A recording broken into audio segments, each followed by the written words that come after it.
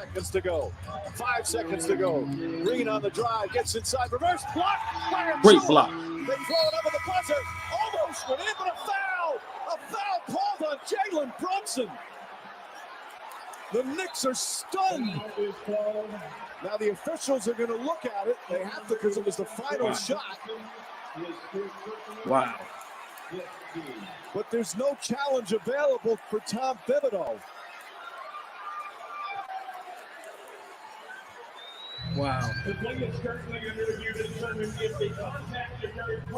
Well, they're going to see it. Did the contact come before the clock expired? What a defensive play. Well, Precious with the great block because he was getting I cooked. don't see Lord how you have call, mercy. I don't see how you call that. No way. What a play. Precious Achua has been brilliant tonight.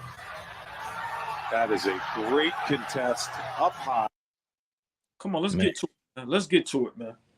Man. Let's get to it. We've seen enough. This shit is giving me anxiety watching that play over and over again. Man, so we're going to have in the background. We need the people to see what's going on. Favorite perspective, expected, so accepted. They don't like comentarios, subscribe. All that, man.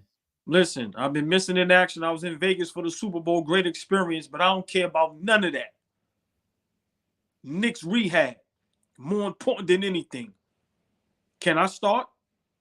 This is why we created the show. This is why we created the show. I'm going to try to hold my composure. I'm going to try to be calm, but inside I'm boiling. Pause. So let me get to this. It's a conspiracy against my Knicks. I've been saying that for a long time. I don't know if it's because how we got Patrick Ewing. I don't know. I don't know if it's because of business. I'm going to quote the great Shiesty Stringer Bell from The Wire. They had a bad package. Bodie said, why are we putting that back out?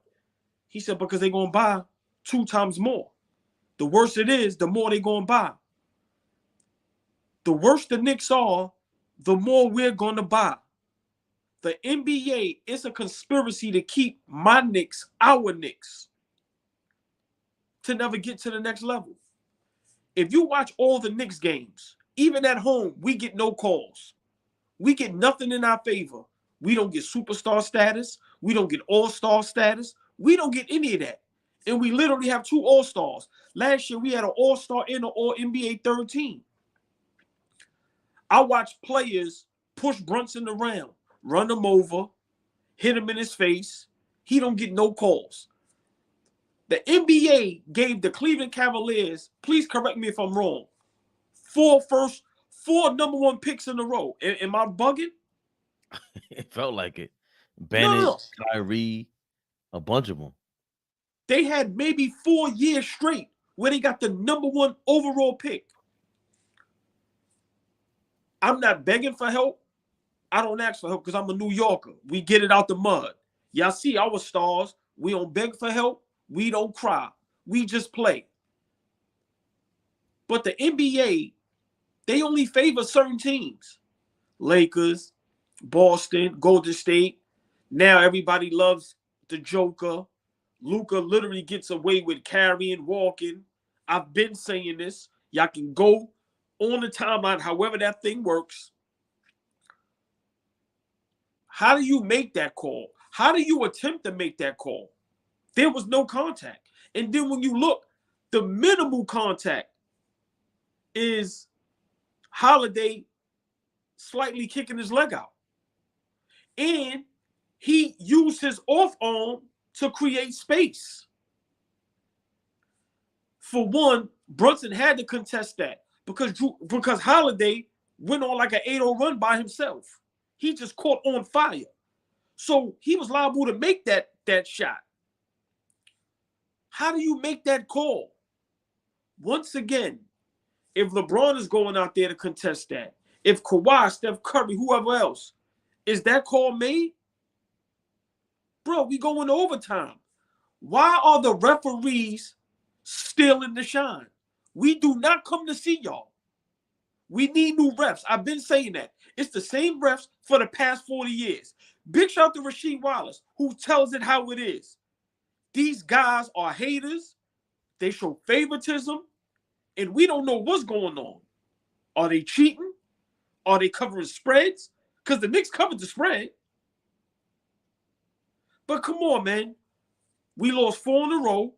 That was a winnable game. I'm still mad with no Van Vliet. It shouldn't have been that close. But still, how do you make that call? I'm telling y'all right now. People keep saying when the Knicks is good, it's good for the NBA.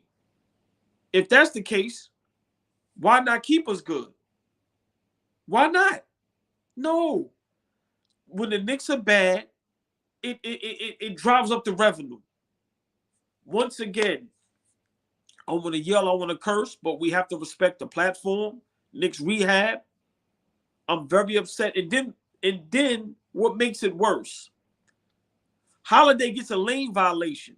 He tried to, miss the shot on purpose. They call a lane violation. Am I bugging? So I don't even know what to call this. You keep the .3. You keep the .3 on the clock. Tom Thibodeau was drawing up a play, and they cut the lights out and called the game, like as if it was a peewee game. It's mad disrespectful. Come on, man. You call that on our All-Star / MVP candidate? You already jerked him for not being an All-Star starter. Yo, bro, listen, man. This is why I keep telling y'all. Us fully healthy, nobody wants to see us. Y'all better pray. The NBA and Adam Silver, too, who disgust me. Rest in peace, my guy. Stern, the GOAT. The guy who put an ice package in the lottery and knew where the money was at. The You big understand? dog money. They forget where the money is at. Right. We got a Knicks Rehab friend in the building. Mr. Flea. What up? Oh, we live. Flea, what up, my brother? What up? You was in the pit. Hold on. You was in the building. Please. I was. Please, your thoughts on even Houston fans. I want to get your perspective real quick. Forget Knicks fans. We super upset. What was the feeling in the building when that call was made? I mean, the entire building was surprised that they even blew the whistle. You got to realize that game became an amazing game to watch. Whether you was watching it on TV, whether you was in the building, whoever, don't matter who was on the court. We down 3 or 4 starters. Houston is down some players too. That turned out to be a great game. And for it to end the way it did was a disservice to the fans. Like everybody in the gym. Everybody in the arena. It was just a bad way to end a great game. Right? We could get into all the other stuff. Oh, you can't call that on Jalen Brunson and, them not calling, that violation at the end when he threw it off the backboard, the third shot. Like, there's a bunch of other stuff that we could talk about. But the bottom line is that was a good game. You allow that game to go into overtime, and however it falls out, whatever happens, happens. Whoever wins, wins. Like, you can't decide the game from the free throw line with no time left on the clock. That's just bad basketball. And my last point, I'll give it back to my brothers. It's not about complaining about the refereeing. It's about we complain about everything else in the NBA but that. There's a shining light on everything in the league but that. Why is it that is such a sensitive topic to address amongst the players union, amongst coaches, amongst NBA, the upper echelon? Fuck it, Adam Silver, excuse my language. Adam Silver. Why is that a conversation that is completely off limits when they're completely making a mockery of the game? They control the game when they're not the people that we're coming to see. We're not coming to see them. I should not know Ed Malloy's name, OG. I should not even know his name. Why do I know his name? I should not know Tony Brothers and Steve Javi and all of these Tom Donahue. Great point. I should not know y'all names. Great point. Why? Thank you. Please keep Keep going, So please. so if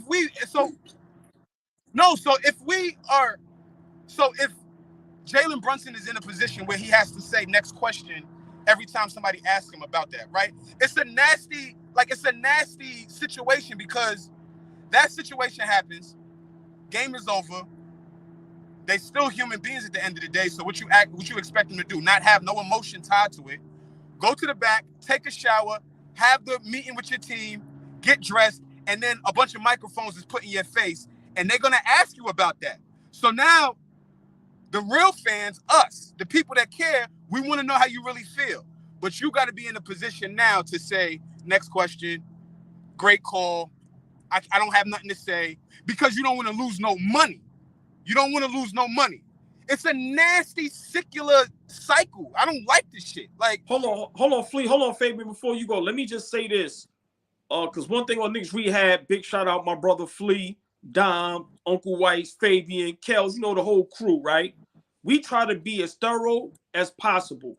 I got to give credit to Udoka in Houston. Dylan Brooks hit 4 big threes in the fourth quarter. And that young man that Precious was guarding was barbecue chicken on Precious. Lord have mercy, right?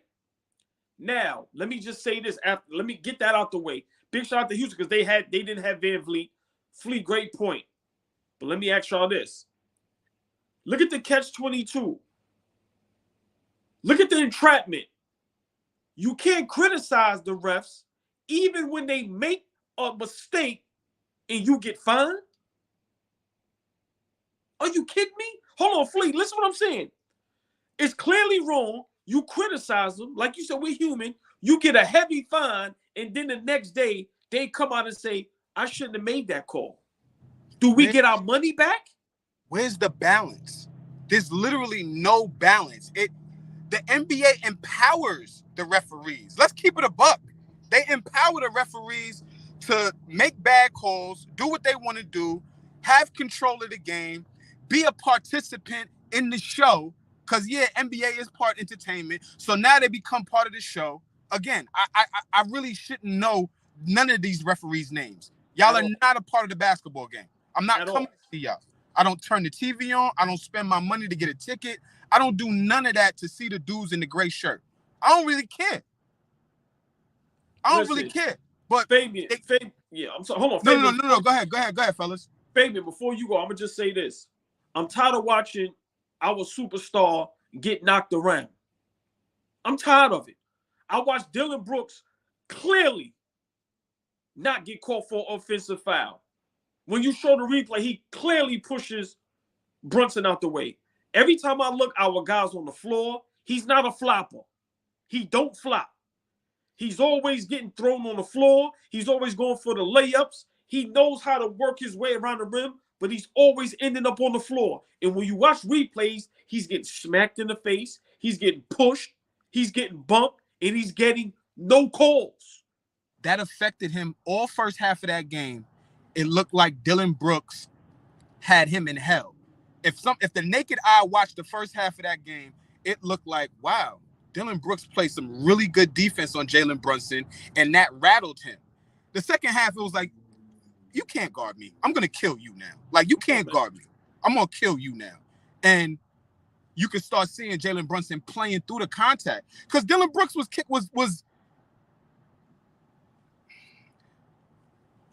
it wasn't good defense. He was being Dylan Brooks. What'd you say? He was being Dylan Brooks. Yeah, thank you, Fabian. You see, I was trying to find the right words. I'm getting better with being nicer and not using these 4-letter words. But like it. They all super chats. There's memberships where we could turn this into Flea uncut, raw uncut. That's what we need from y'all because this is what we put this out here for. Go ahead, all ball. No, I'm gonna just say this before I let you go. They tried to sabotage Dylan Brooks. All I'm gonna say is this, Flea. I love how he played the game. I love it. And they tried to make it seem like that man didn't know how to play and as if he couldn't play. That man hit 4 big threes, and in the first half, he definitely was in our superstar's head. My whole thing is this in anything in life. As long as you ain't put nobody in harm's way or really disrespecting nobody. If you can get away with a little chip shot, hey, you get away with it. That's sports. So I just want to say they tried to sabotage that man, and you can't tell me right now Memphis can't use him.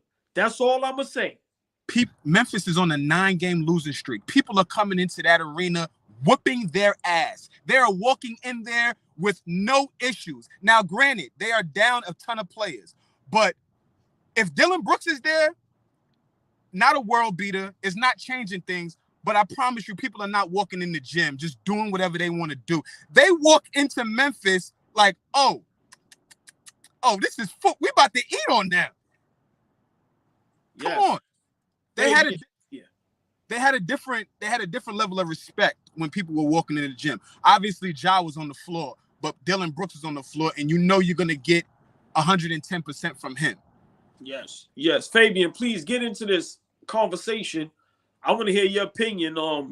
I'm sorry, we kind of took over. I'm just so aggravated, but please respond to what me and Flea said, and also your opinion on what you've seen as far as so far the season with the Knicks, and especially the game against Houston. Well, you set that up beautifully, and I heard a lot of stats. About the Knicks only had 11 free throws in the game, and Jalen Brunson. I saw the game; he wasn't getting any calls. Brunson was playing him. Dylan Brooks was playing him rough. Dylan Brooks did shake that man's after the game and look like, yo, nah. There's a lot of sportsmanship, showmanship with this game. You guys broke everything down beautifully as best as we can. There's a conspiracy against us. But I have a different take on this. And before I get to that in a second, I heard a lot of stats. I think we just keep it as simple as this. On the road, at home, the Rockets shoot 23 free throws a game. Wow. They're 14th in the league. Okay. The Knicks on the road shoot 22 free throws a game. They both average 23 free throws a game in total. Both teams. Fabian, we had 60 points in the paint. So it's not like we're not getting to the rim. It's not like but the points in the paint, the points in the paint thing to me is it could be misleading. It's Brunson. Brunson is he's not Steph Curry, he's not Trae Young, he's more AI, like we said before. He's getting to his spots, and there's damn near nothing you could do about him. Finishing with contact every play. The jump hooks, contact. To the basket, contact. If Dylan Brooks is putting his hands on you like that, it's because you play with contact. When Dylan Brooks went to shake his hand initially during the game, Jalen Brunson looked at him like, bro, right. Get away from me. Right. Like, nah, it's mano-y-mano. You're dealing with a guy who's coming to the game mano-y-mano. He ain't playing these games. Everything you guys said was correct, but I have a different theory on this because, I'm a wrestling fan. I used to be a big-time wrestling fan. We can't really be with Vince McMahon all this time, but you shouldn't say Vince McMahon's name. But this is WWE. The spread was 2.5 on FanDuel. Sometimes three baskets. Yep. 3 points. The game was ended on what kind of shot, Obo? Come on. When I saw that, I said, come on. Remember, me and Flea had just did the live, the live beforehand. Preach. So I knew the spread. Preach. Okay. Then afterwards, as I gathered myself, I thought about it. Is Jalen Brunson on the play? Jalen Brunson's on the play. Tom Thibodeau. I believe. Remember, they had to add Jalen Brunson to All-Star Weekend, 3-point shooting. I believe there's no better promotion than something like this because they know the New York media, the New York fans, we're going to go crazy. And we're going to talk about this for weeks, for days. Yo, they're against us, this, that, and the third. I really believe they have an opportunity to call a foul on him or to not call a foul on him and to give him like a sympathy ploy. And it is what it is. They don't, because if the game ends like that, okay, they beat the Rockets. What kind of a headline is that? Oh, they win another game. They beat the mighty Rockets at home. Okay, that ain't bigger than this. I know it seems kind of dark, but there is light at the end of the tunnel, y'all. Yeah, but I believe all right. if I don't see this in the playoff, I could be wrong. But what I see is the media. If you look at the media, Zach Lowe, everybody's talking about the Knicks. Yes. We know how this goes. We're on YouTube. The Knicks are viral right now. They need this. Just like how is Draymond getting on his podcast talking about them lame cowards? Draymond is the GOAT. He is the GOAT because he understands this is wrestling. He puts his Macho Man glasses on. He spun around and back smacked a 7-footer. Plays him the next time after going to rehab. Dog. And then punks him again. And then punks the same guy he punked that was on his team 5 years ago. And said, y'all a bunch of lame cowards. But hold on. You know, we got inside information. You know, I want to get into that. I know this is Knicks Rehab, but if y'all decide to we're gonna table that, I would love to get into Yeah, we'll table that. Go ahead, old boy. Good. I was just gonna say, just to give y'all some breaking news, y'all know, you know, I got an inside scoop on Draymond Green's rehabilitation. You know, they say where he was at, it was a pool table. You know, he had his own shower, things of that nature. Y'all know where it was at? In the basement of his house. Get out of here. Yo, listen, man. I say all that to say, bro, it's all a show. Like, there's no Jalen Brunson's name is no more viral than it was a week ago. He's the hottest basketball player on the planet right now. I'm speaking for all real Knicks fans. We don't want to be part of the show. We don't want your sympathy. We don't want none of that. Let me just finish. All I'm saying is this: do not have nothing to do with fixing no games for us, bruh. We on a roll right now. Treat us fair. Once again, if Curry was out there, LeBron, any other superstar, KD, name them all. If Halliburton jumped up for that foul, would y'all have called that? Come on, bro. Come on. I gotta push back. Dirty. Halliburton already has his coming of age party with the in-season tournament. He already had his promotion. It's a lot harder to promote Brunson in the Knicks right now. It just is. Bro, we didn't vote him into the All-Star game. Point blank, Knicks fans, if you're a real Knicks fan and you didn't press that All-Star game, whoever's guilty, you guilty. Point blank, period. He's supposed to be starting at the All-Star game, bro. Jalen Brunson is better than Donovan Mitchell. He's necking. I don't know who's better between him and Halliburton right now. If I'm starting a team, I don't know who I'd rather have. They both have a wave behind them. Jalen Brunson, the NBA is putting everything on notice. Jalen Brunson is the star. He got this. I understand how you feel, old ball. I understand how all Knicks fans feel. But guess what? Pause. This is how the sausage is made. This is reality TV. That's what sports is. So get ready, because we got a superstar in the making. And let's not take away the fact that shot that he put up over Dylan Brooks, who was killing him in the first half, playing like Dylan Brooks, was superstar quality. I can't wait for LeBron to try that shit again. Oh, my God. Go ahead, Flea. I'm sorry. I'll be sounding like I'm crazy because y'all two have, and rightfully so. Rightfully so. I'm a Jalen Brunson fan as well. We can't expect him to start getting superstar treatment when the rest of the league hasn't even caught up yet. They're not even caught up yet. So how can we expect him to get a superstar call when half the fan base doesn't even think he's a superstar yet? Y'all just got me to say he's a superstar, right? Like so. But please stay right there. I love that you said that, because how else? Think about it like wrestling, bro. Remember when you saw The Rock turn to a good guy? They used to rob him. They would, bro. I'm telling you, I know it. The NBA don't want me to go viral because I know it like the back of my hand. How do you get the superstar to be the superstar? You rob him of the title. That's what you do. They just robbed The Rock. Jalen Brunson is the people's champ right now. Look, now it got you in the middle of your car going crazy, going, yo, he's a superstar now. 2 weeks ago, you were fighting tooth and nail with me and two all day. Are y'all crazy? trying to stay consistent in how I look at superstars, right? Too, Right. you know why? Right. I'm just trying to stay consistent. I But got you. Of course. as a fan, Fabian, too, like y'all know me. I love this dude. I love this dude. You wanna talk about down here in Houston, Texas, pull up on the game. The first 2 minutes of the game, this dude is on the free throw line and he's getting MVP chants around the arena. Wow. The entire arena, y'all.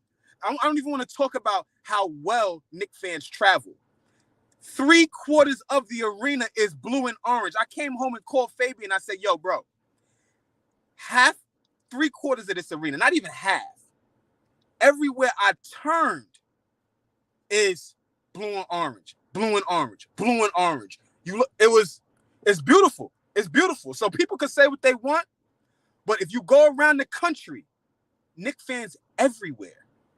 Hey, Flea, listen, Flea, what this young man is doing for our Knicks, for the city, for the organization, remember, people got to really understand us as Knicks fans, right? I'm older than y'all, but y'all knowledge is just, you know what I mean? And y'all been Knicks fans just as long as me.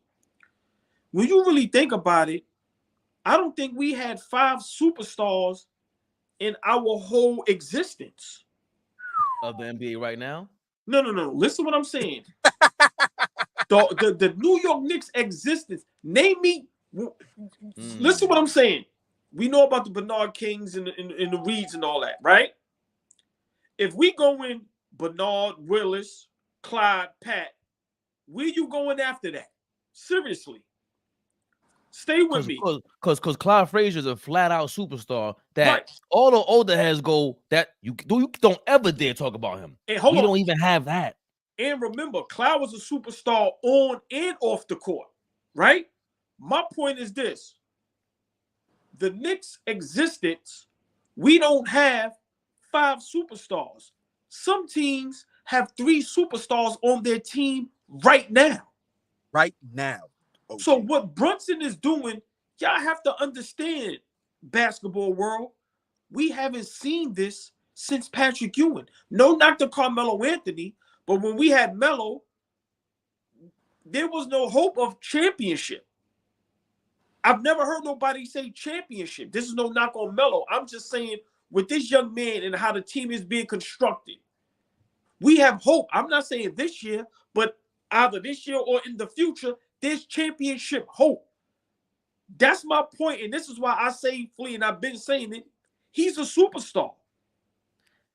And let me hold on. I'm gonna leave it at this. Can I ask y'all a question? The little bit of time Jeremy Lin was crazy, was he a superstar in that month? No. You're wild. No.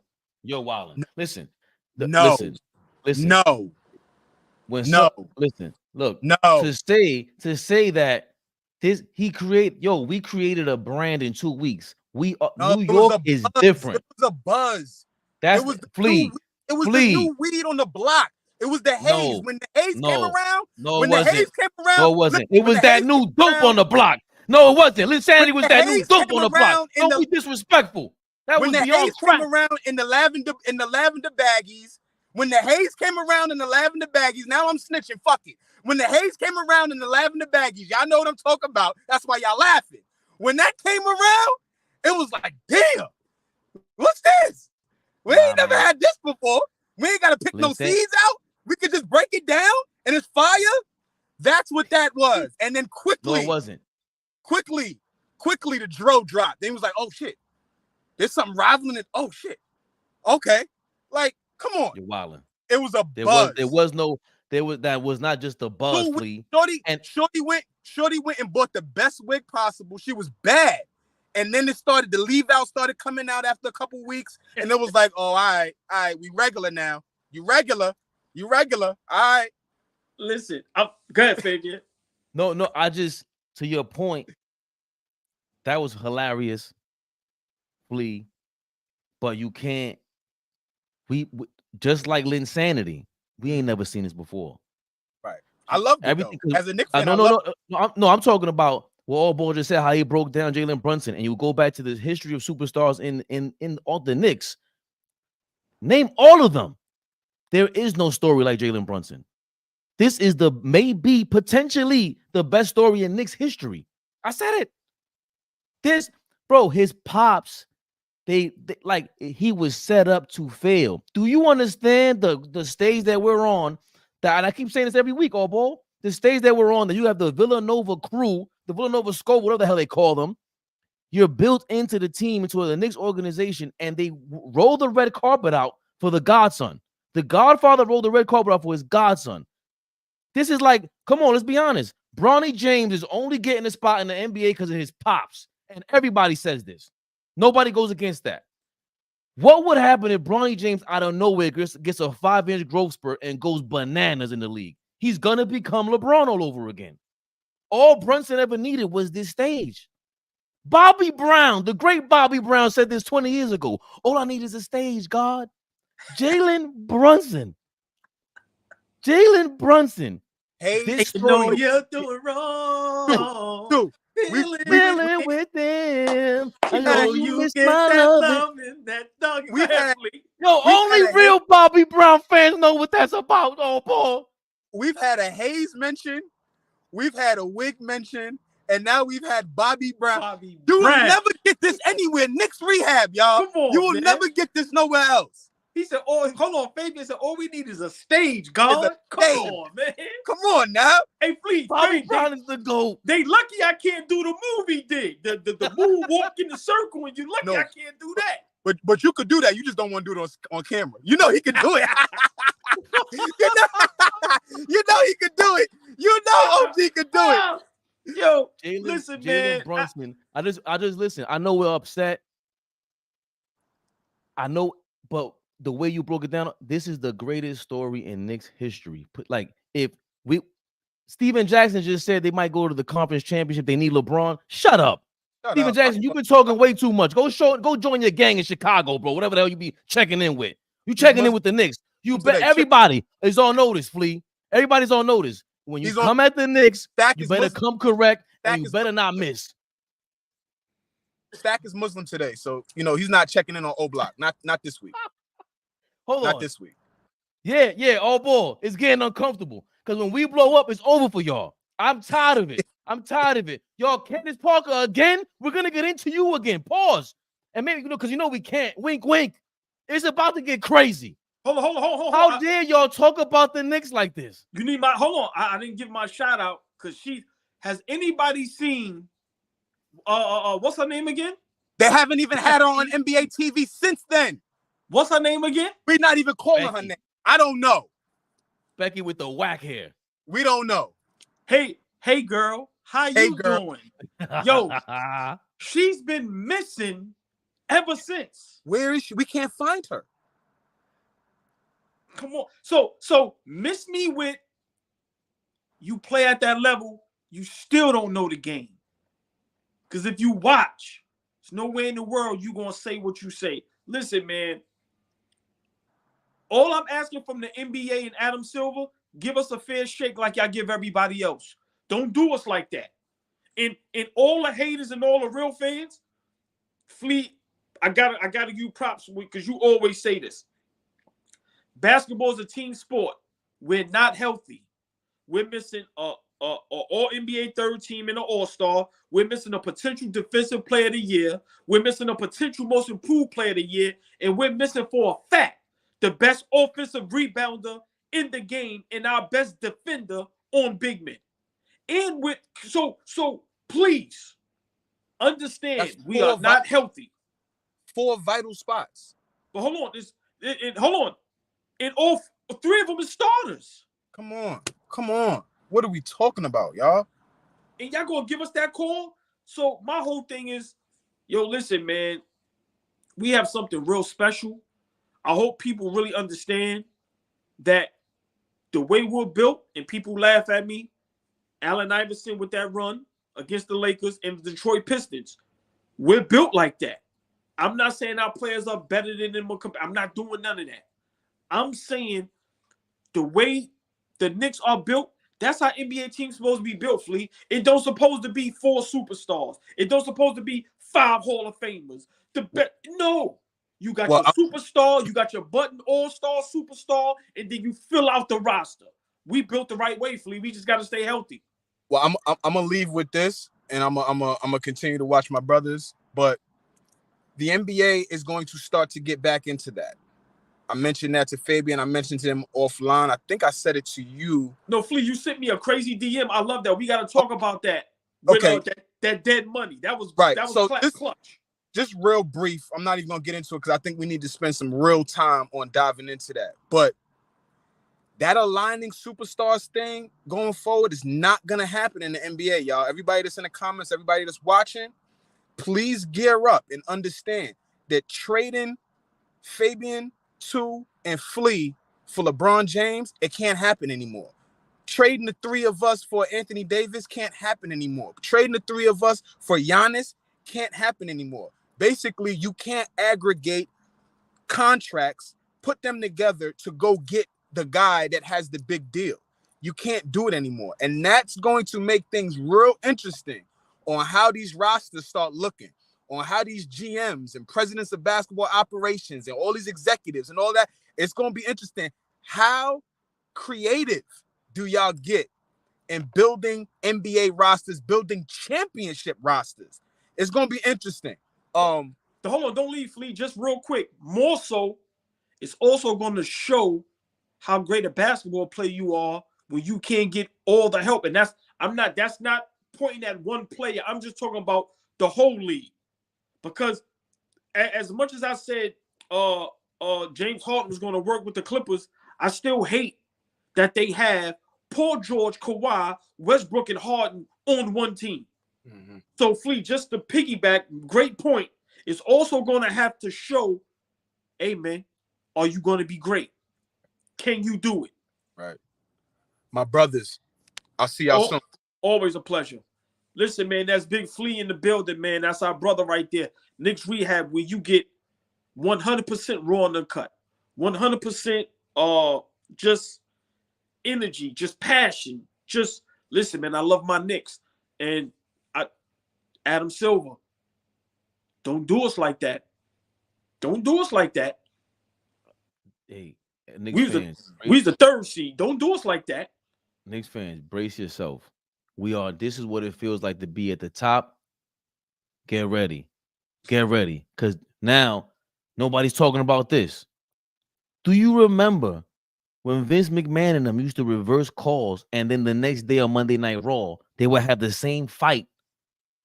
If the NBA, I've never seen a call overturned in my life in the NBA. If they overturn this, everybody must come back to All Ball TV, Favorite Perspective, ABTV, Dime Dropper, wherever you got to go and say, that crazy mother lover with the glasses on and the blue hat is out of his mind, but he called it. They're going to reverse the call, and they're going to have to play the 6 minutes of overtime. Hold on, no, stay there, because we got to give you your props. You've been talking about this, and you're the first that's saying this. What if you do that for all the games? Y'all really want to be WWE and entertainment? You get it wrong, you play it back. The match get it wrong, play it back. The match must continue. That's what they used to do. They used to drop. We're cut from a different cloth, y'all. We saw wrestling go from nothing to like this big, crazy fucking Hulkamania, The Rock and Stone Cold, different level. NWO, different level. I was watching since the Iron Sheik, man. Kidding me? Ricky Steamboat. Ricky Steamboat versus Ric Flair's classic. Jimmy Superfly. God bless the dead, Iron Sheik. The Junkyard Dog. You crazy? The original Andre the Giant. Jake the Snake. Come on, bro. What's my man? The Hitman. He had all the moves. Him and his brother. Bret the Hitman Hart. Come on. Then you go to the other side. The Demolition. What's my man's in them? Well, the original Road Warriors. The Road Warriors. The Four Horsemen. Lex Luger. Come on, the original NWO is the Four Horsemen. Damn. Come on, man. What y'all talking about? I do that too. All I need is stage, God. And I am a real American. 5'1", right? Come on, man. Crazy. And we're gonna transition to who we want to bring back on the stage because again, everybody's talking about the Knicks because we're gonna go viral, and you either gotta love us or you gotta hate us. It is no in between anymore. None. My clown on ESPN, I heard you. We heard you, Candace Parker. You keep talking to us about us. You want some sympathy. You're not getting it. Stop playing with us. Listen, we're being very nice to you. Just understand that. We have a lot of comedians in New York. You better relax, Candace Parker. You're back at it again with this devilish material. Yeah, let's see. Candace Parker from TNT. You know what she said? That we can't win. Brunson ain't no 1A, whatever the hell she was talking about. And this is her response to that. Revisiting. Well, I feel like, first of all, I love all Knicks fans, and I get it. Parker said Tuesday on a Zoom call from TNT. What I was alluding to was the fact that in the first round of the playoffs, Jalen Brunson, was the best player on the court against Donovan Mitchell. He was the best player on the court. And the second round, especially on the defensive end, Miami picked on him a great deal. And Jimmy Butler was, in fact, the best player on the court. And my thing was, basically, it was no slight on Jalen Brunson. I think he makes everybody better around him. I think he makes winning plays. I think what the Knicks have done in this trade in the season, that surrounded him with defense, which was something they struggled with last year, and getting stops against Miami in the playoffs. So that was my hot take. Now, hold on. Before we get to that, shout out to New York Knicks basketball on Twitter. They are amazing. I love them because they go and they'll get receipts. Right. They'll get receipts from anywhere. Love it. This is what she started with from the beginning. Listen, y'all, I'm a Bears fan. I get it, Knicks. Everything someone says, you take it personal. My comments yesterday have nothing to do with what I think about Brunson as a player. I think he's an effing monster. I love Villanova guards and Jay Wright. Hell of a season. Yada, yada, yada. The question was not can you win with a small player as your best player, is can you win a championship with a smaller player as your best player? Everyone tweeting me stats. You are missing the point. That was my absolute favorite. Despite averaging 35, they lost to the Lakers. CP3, despite numbers, lost. No one since Isaiah Thomas has won as the best player on their team and also being the smallest. Steph sort of counts, but he's an anomaly. It's the same questions people had about free throws and can you win with your best player, Giannis, can't hit free throws. It happened, and people had to eat their words. All I'm saying is I hope Brunson makes me eat my words. Sincerely, a sympathizing Bears fan. You ain't getting no sympathy from me, Candace. Me neither. Loser. Excuse my I don't language. care how many championships you won. What are you talking about? Hold on. This is why I laugh, right? And Becky Hammond, like y'all are professionals. Y'all played at the highest level. Everybody says it's a team sport. Once again, tell me our Knicks, do we have a dominant big man? Do we have, before we got the team we have now, do we have a dominant big man? Do we have any shooters, any snipers? Do we have any superstars next to him? Do we not deal with injuries? Do we ever have a 3-and-D guy that you need to win? Stop telling me what he can't do when he don't have the proper team structured around him. Can't nobody win if you ain't got the right team around you. LeBron got AD and he can't win. What are y'all talking about? Y'all see what Brunson doing now, right? So imagine healthy. You telling me right now, the way this team is constructed, healthy, they can't win a championship? If you say no, that means you're either a hater or you don't know the game. For one, y'all not getting no type of sympathy from me. Y'all can all kiss my you-know-what and go to HELL, all capital letters. That's a fact. Because y'all love to kick the Knicks when they down. Y'all love to hand on the Knicks for no apparent reason. But if there was any other player, if Trae Young, John Morant, Kyrie, Luka, if any of them was doing this in New York, y'all will be praising them and y'all will be saying this is a championship contending team. But because of Jalen Brunson and he's not flashy and y'all hate the Knicks, y'all do nothing but look, throw dirt on us. But listen, you can't keep us down, baby. You can't keep us down. All of y'all going to have to retrack everything. All of y'all. All of y'all. And I can't wait to see it. I'm going to have my popcorn and my large ice water with lemon, and I'm going to watch all y'all retract everything. because y'all starting to do it now. Becky Hammond, we still looking for you. Where you at? Where you at? Candace Parker fumbling and bumbling. Big shout out to Clyde. Look, now all of a sudden you leaving paragraphs on your platforms. Yeah, because you know. Yeah, Shaq, all y'all saying y'all lose subliminals. Yeah. We'll see y'all soon. Yeah. How is it that she says Steph sorta? How is it that you have Allen Iverson there? You mentioned him, but failed to mention the fact that, again, who was his teammates? We love AI. He was the people's champion and everything. The whole Eastern Conference, nobody had a chance against the Lakers. Why? Because it's Shaq and Kobe. You start there. Then you got Phil Jackson, one of the best coaches, if not the best coach of his time. He just finished coaching Michael Jordan and Scottie Pippen, so he understood what the Lakers would be about. Hey, Fabian, see what they do on TV. You got to remember what I always tell you. This is why our platform is the best. No knock to nobody. We show love to everybody. We love all platforms. Like, to be honest, we real good guys. We support everybody. But we not afraid to be wrong. See, they hedge they bet. So what they do is they're going to say no small guy won. When we could name how many small players got their team to the chip. Chauncey Billups was the best player on that Detroit Pistons team. I understand how great Rasheed Wallace is.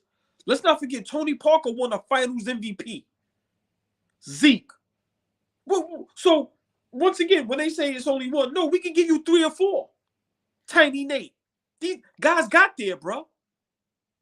Being the best player on their team. They may not be the best player on that team as far as career-wise, but for that year, they was the best players. What are you talking about? And you don't want to sit there and have a real conversation because, again, what I always point to is the top to the bottom. I bet you if Jerry Krause was running the Philadelphia 76ers, they would have surrounded AI with some damn talent. They would have known that, no disrespect, Mutombo, but we need a Rasheed Wallace over here. We need a Chris Webber over here. He needs a 1-2 punch. We need somebody to make the game easier for AI, which is what they're doing for Brunson right now. I just can't believe that. Like, how do you not understand that you're sitting up there and you don't, again, you always attacking the players, and I disagree with you. I think Ben Wallace is the best player on them Pistons teams, and nobody talks about it. But once again, Ben Wallace was a 6'9" center. If it was up to them, he would have second round pick. No, matter of fact, he might be the best undrafted player of all time. Ben Wallace is the ultimate underdog. He's a 6'9" center in the era of big men. Yo, let me say this, right? When you get there, that means you have an opportunity to win. You can win. You just lose to the better team. No knock on Curry, but these analysts forget that first year they won, Kyrie and Kevin Love was hurt. We see what happened the next year. Now, granted, Curry did win one on his own against the Boston Celtics. Got to give him credit for that. But let's stop acting like Curry is the only small guard that got their team to a championship. Win or lose. See, they slick on TV, man. They know how to word it to where they're going to look like they know what they're talking about. You're wrong. You're wrong. And how do you overlook the fact that we're going to keep on saying this? Isaiah Thomas, Zeke from the Bad Boy Pistons, and Steph Curry, the number one thing about them has nothing to do with their game, really. All they ever talk about is the leadership. Yeah. AI don't even have, if AI had this kind of leadership, he would be like, it would be different. Because then all of a sudden, he's talking about holding other people accountable. Yo, I need this kind of teammate. I got to be honest. It's different. What Kobe Bryant ended up, because he didn't start off that way. It was a grown man's league. He was a kid compared to these guys. He had to change up his leadership style. Jalen Brunson has entered the league like that. Luka Doncic is on JJ Redick's show saying, JJ Redick asked him, was he great? Did you know he was great? Nah, he was nice. Hold on. I knew he was great. Watch this. I'm going to take it a step further. And you know me. I don't mind the backlash. The year Cleveland won, isn't there some people that are saying Kyrie could have got Finals MVP? Right. That year, I'm not saying Kyrie's better than LeBron. I'm not getting into that. But let's stop acting like Kyrie ain't a small guard that got to the finals. And on any given day, he was the best player on that team, just like LeBron. And some people say he should have won Finals MVP. Let's have real talk, man. Let's have real talk. Jalen Brunson is that guy, and when the team, you need a team. Of course, a small guard can't get to the chip or win the finals if you don't have a team. If you don't have a shooting guard, you don't have a dominant center, you don't have a 3-and-D guy. Are you see some of these teams how they constructed? Do you see the Denver Nuggets when they won? Did you see Giannis? Then you have every position from 1 to 8. You got the superstar. You got the dominant point guard. You got a great shooter. You got a dominant big man. You got a 3-and-D. We just got that. But once again, they switched the narrative for them to be right. Once again, we just named about 10 small guards that got to the finals. But let's flip it, because you hit on something that we always talk about. Why is it that these guys that they put up on a pedestal, the LeBron, Joker, Giannis, Embiid, or who else? SG, whoever they got, Ant-Man, Tatum, all of a sudden, why is Jason Tatum afforded every season the last 5 years? How come he gets a pass every year? Jalen Brunson does not have that team. He hasn't had a team like that in 5 years. But every year, and I've been saying this, Tatum, oh boy, you know this, Tatum is soft. He's like Paul George. Why y'all excusing that? I'm watching ball, bro. Jalen Brunson ain't got that fear in him like that. If Jalen Brunson had Tatum's ability, he'd be the best player in the NBA. Bar none. No jokes about it. No. Why do you keep giving these people passes? But when it comes to our guy, you want to go viral, man. You ready for this one? Stay with me. Watch this. Half these players can't win without a great guard. Did Kevin Durant win without Steph Curry? Did LeBron win without Kyrie? I'm just saying right there, great point guard. Even with Rajon Rondo with the Lakers. What about Garnett and them with Rondo? Do they win those chips without those guards? Come on. Let's talk. Y'all talking to a guy that love the game. I know. Does Giannis and them win without Drew Holiday? We see what they look like without Drew Holiday. Who was the one that been saying Denver ain't right without that boy Murray? Do the Joker and them win without Murray? We know they don't. So my point is, but hold on, but that isn't the MVP. The MVP, about your best player in the world, is down third. No doubt, salute you. You ain't nothing without Jamal Murray. Nothing. No. Hold on, Fabian. None of them is nothing without that guard. Whether he 5'10" or 6'3". Put that in perspective, y'all. Put that in perspective. That's great. Hold on, Miami Heat. You know how many big shots Mario Chalmers hit? Once again, I'm not saying they couldn't win, but they needed those guards. And how replaceable? Hold on, Steve Kerr, big shots with Mike Paxson. I'm just saying. So stop making that argument for yourself. That's all I'm gonna say. I'm gonna leave it at that. That's all I'm gonna say. I just don't like the excuse, man. I like you brought up Miami because we somehow forget D Wade's on that team. They're not going to the 4 straight finals without D Wade being there. Possibly, in my opinion, definitely the 3rd best 2 guard of all time. Arguably, sometimes looking like the 2nd best 2 guard of all time. That's my opinion. Different story for a different day. But the point is, why is everyone else afforded when this is y'all on TV and you always make an excuse? Well, LeBron didn't have the team this year, and AD. You mean the top 15, top 10 players in a lot of y'all book? Guess the excuse. What's their excuse? How much more do they need? How come Jalen Brunson doesn't need help? What are you people talking about? Thank you. I'm gonna leave it at this note. Once again, all these great players that win all these championships, it might be 99.9%. They don't have those guards next to them, they don't win. Giannis don't win without Drew over there.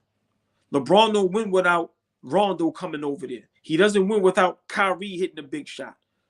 Boston them don't win without Rondo over there. Joker don't win without Jamal Murray. Let's call it how it is. Steph Curry don't win without Klay Thompson. Durant don't win without Steph Curry. Hold on. We can keep going. Tony Parker in San Antonio. We can keep going. And Ginobili. Kyle Lowry in Toronto. All I'm saying is stop acting like you don't need these guards to play their part. Please. That's all I'm saying. Don't get my words mixed up. I'm not saying these guards are better. I'm not saying you can't win without them.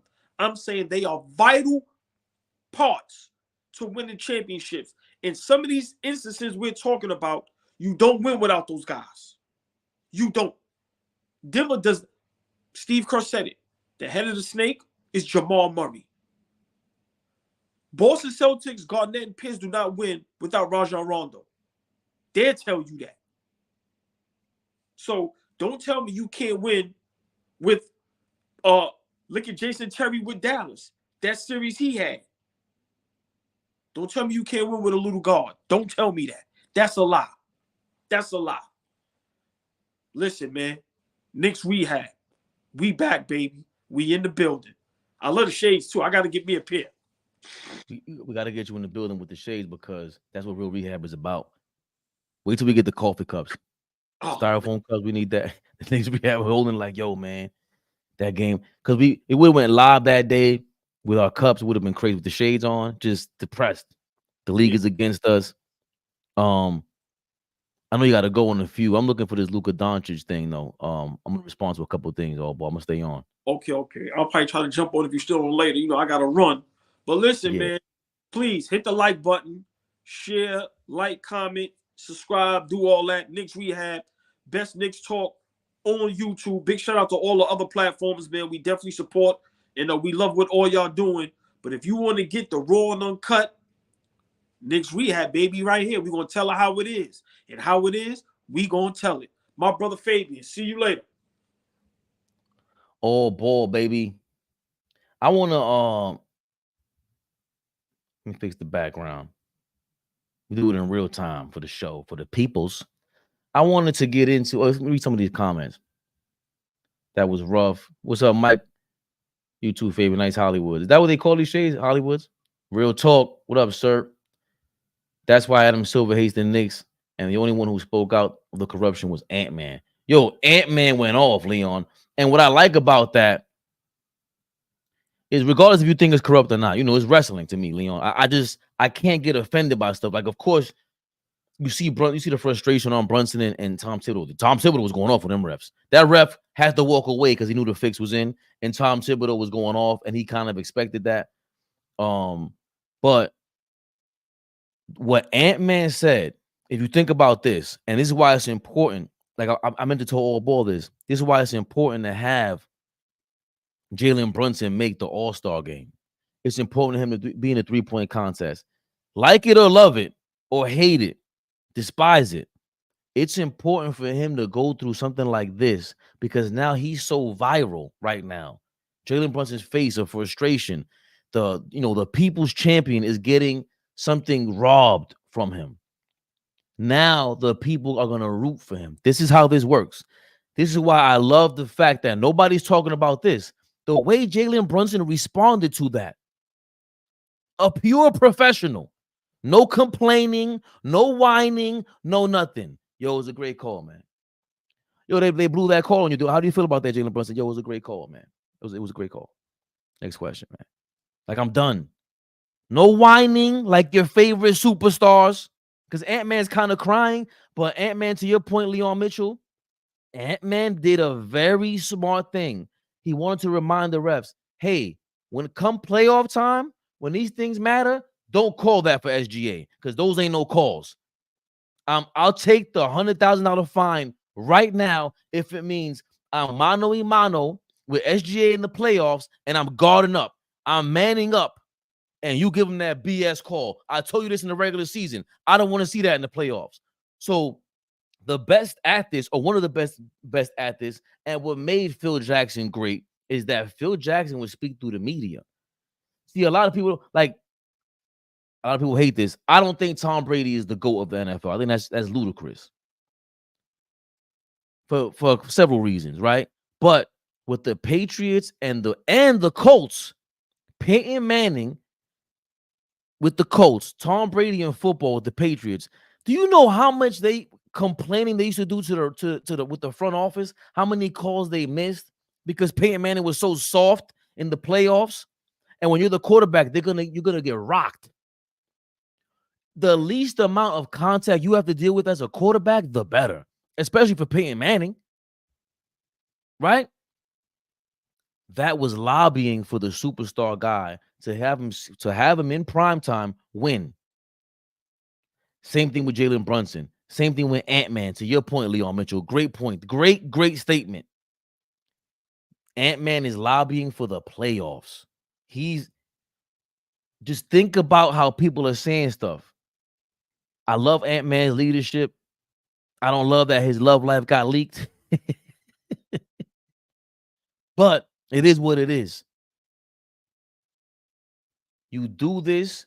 Look, Brunson was chilling in the most frustrating hot tank you could possibly deal with the pressure. Being in New York, being on that stage, primetime game, and you're still in front of the media, respecting the refs as much as you can, respecting the NBA as much as you can. Hey, I get it. It's a TV show, and I'm ready for it. That's all Brunson is saying. We got our guy, man. Candace Parker, get ready. Becky Hammond. Hey, girl, where you been? I ain't seen you in a while. You leaving my texts on red. You ain't picking up my calls. I know you heard the voice message, Becky. Adam Silver is pure corruption. It all is, man. It's WWE out here. He was the people's champ for a moment. Clyde's first signature shoe deal on and off the court, superstar. Big time. The way they talk about him, man, and you could tell he's still fly. And he talks his talk on the air. He's one of the only Knicks employees that gets away with saying whatever he wants to. Especially when, Dolan's a lunatic. He's a straight savage. And he got Charles Oakley kicked out of the stadium. Which, come on now, double-edged sword here. Oakley's a wild boy. He's a wild boy. And but we love him so much that we would never want our crazy lunatics, a lunatic superstar for us, a star for us, get kicked out the way that he did, get dragged out like that. We don't want to see that. That's how much we love him, that we know he's so crazy, but we would never want him to get kicked out like that. So imagine if there's no lunacy behind the star and he has even more superstardom in a Clyde Frazier, and he's so beloved that Dolan can't touch him no matter what Clyde Frazier says. Danny Berry was good, baby. Yeah, sir. Junkyard Dog. Avon Allen, all ball coded a long time ago. Draymond Green is the junkyard dog of the NBA. He is crazy. Kamala. God bless the dead. I think Junkyard Dog passed away too. Superfly Jimmy Snuka. Sting. Is Sting overrated? Because compared to Sting is a better wrestler than Hulk Hogan, more athletic, but he ain't on the same level. He ain't even peak to Ultimate Warrior level, and they were teammates, right? But you'd rather have Sting's career than Ultimate Warrior. You'd rather have that. You'd rather have Ultimate Warrior's peak because that was like Goldberg. Like Goldberg was like Ultimate Warrior all over again. Except Goldberg had some more moves, a little more athletic. And I hated Goldberg in his prime. Everybody loved Goldberg. I used to hate Goldberg because I thought that was their fake Stone Cold, right? But would you rather be Sting or Goldberg? Because Sting is a legend, decades in the game, still relevant. But who makes more money? Like, it depends, right? It's almost like that player that gets injured, short in their career. Sting is a legend, but he's not quite, let's say, Hulk Hogan, even Bret Hart. Bret Hart is the same style as Sting, and Sting got more flair than Bret Hart. Bret Hart is a boring Tim Duncan wrestler, but he's still Bret Hart for us. He's a notch above Sting. Sting ain't no HBK. HBK put on the show. Rob Van Dam was the fake HBK the whole effing show. He said he's the whole effing show. HBK said, I'm the main event. I don't show up for Monday Night Raw, for Sunday this, Saturday this. No, I show up for the pay-per-view, and I'm the main event. HBK is like top 5 wrestlers, man. He played heel. He played good guy.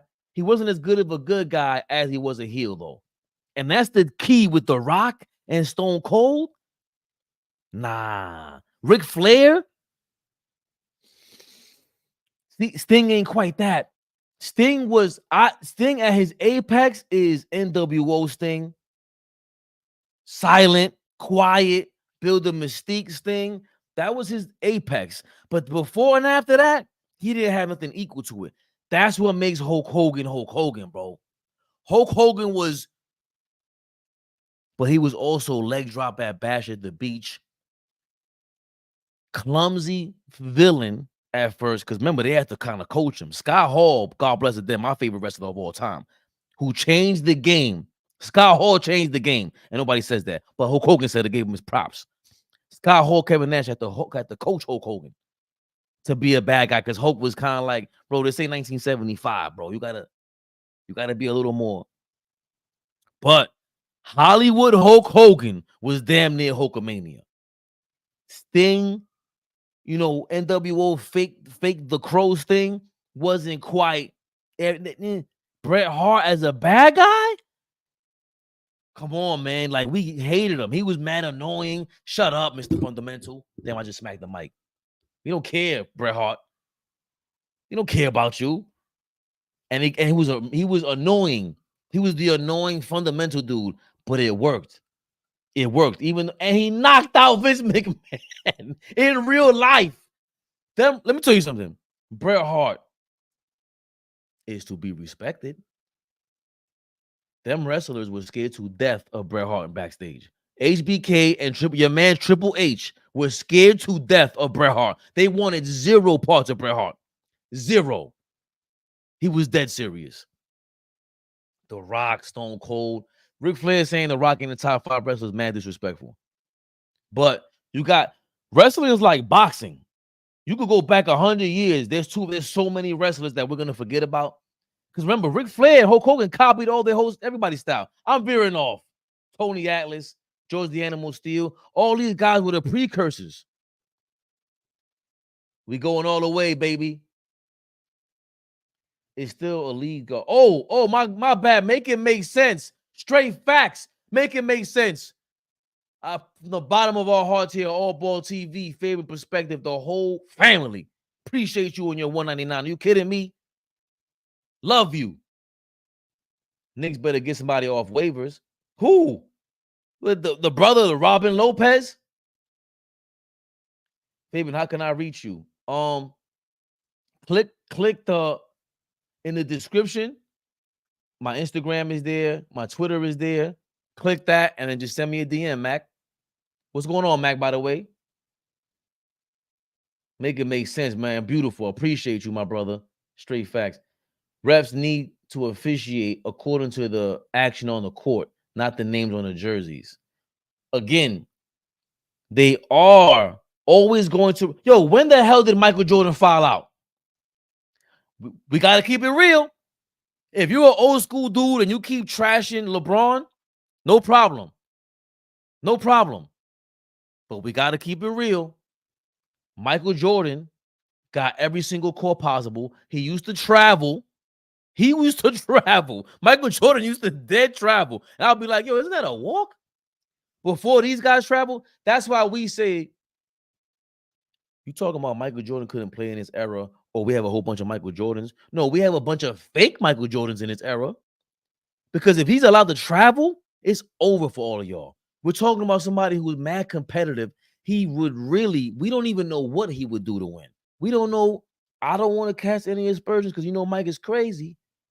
But he's so competitive, we really thought that he was gambling and he would let his pops. We thought that's how believable that story is, that Mike is that competitive. You understand what I'm saying? Mike probably fouled out once his whole career. I'm telling you. So we can't complain about the whistle like that because remember, Brunson isn't 6'6" either. Steph Curry gets mauled. I love Steph Curry. I think his game changes back in the day. The playoffs is proof that he couldn't play 82 games like this. The way they call the game in the playoffs was more so how the game was played back in the day. Steph Curry it would be harder for him. So, and they don't even give him calls in this era. and he's the premier star. So do we expect Brunson to get the calls? Like, we have to be prepared for that. We have to put as much pressure on the refs as possible. Replay every single missed call from now on 1,000,000 times on Twitter. That's our job. Again, vote him into the All-Star game and replay all the missed calls. At Candace Parker, at Bob Myers, you bum. At Stephen A. Smith, you hypocrite, sellout. At all of them. In the 70s, coaches told their team to go after the star and try to get him in foul trouble. You can't do that now. It's a different era because there's no TV.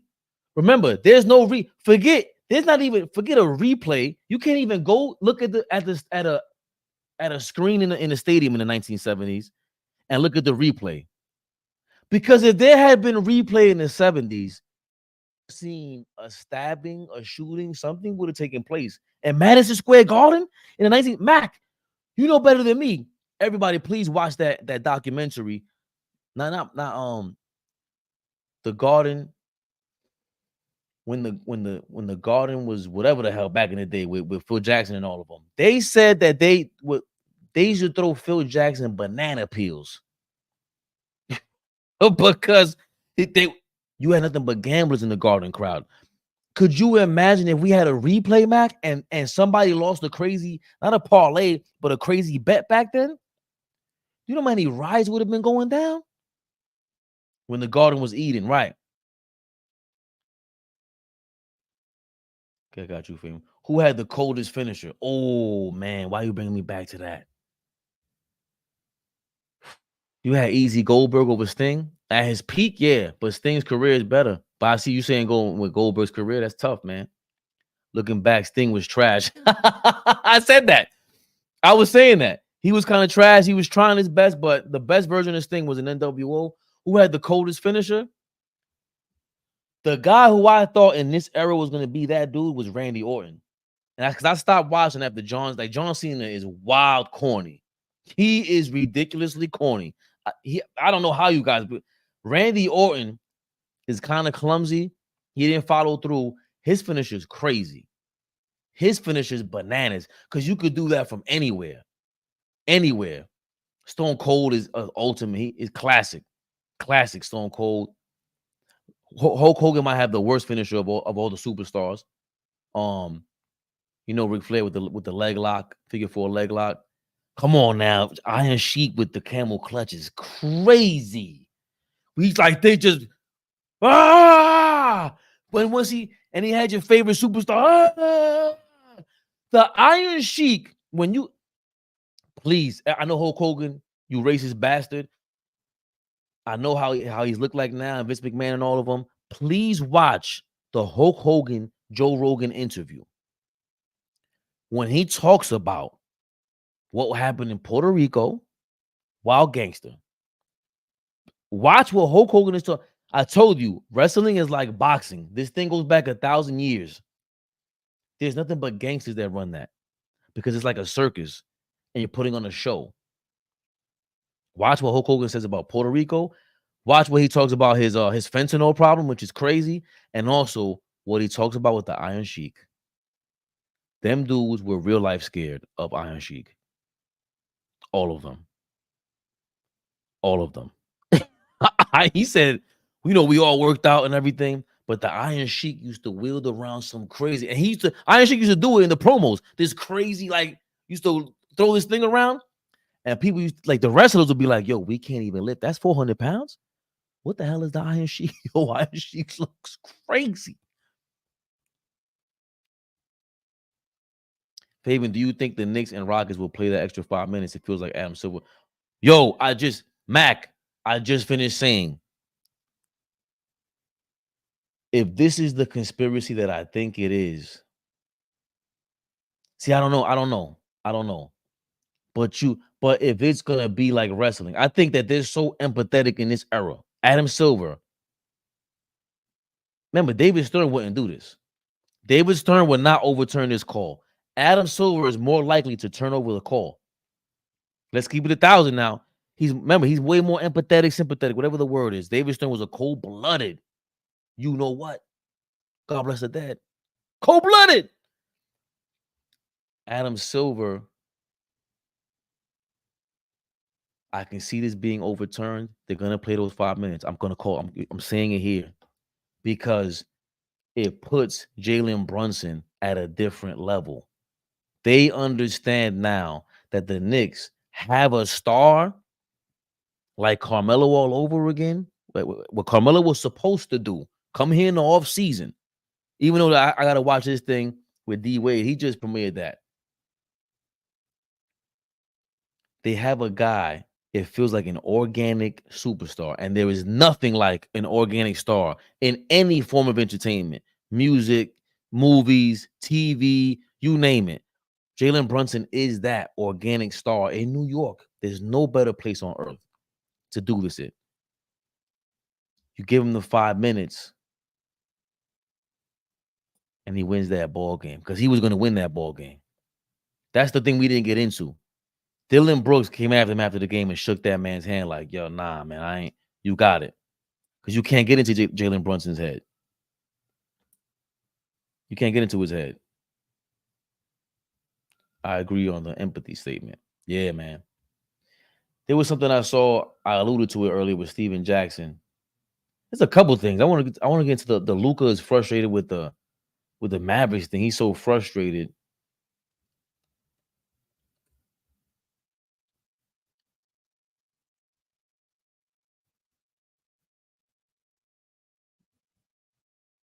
Nah, where is it at? Luka frustrated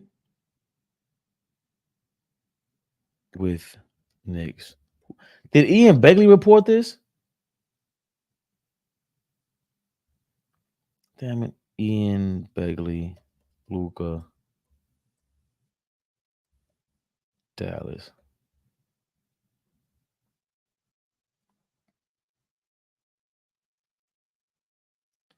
I guess we'll take it to the fadeaway. Luka Doncic may become an unhappy Dallas if the Mavericks disappoint in the playoffs. There's a lot of ifs. Let's talk about that real quick.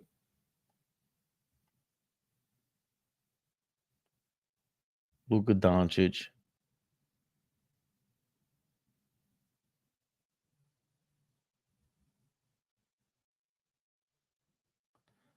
Luka Doncic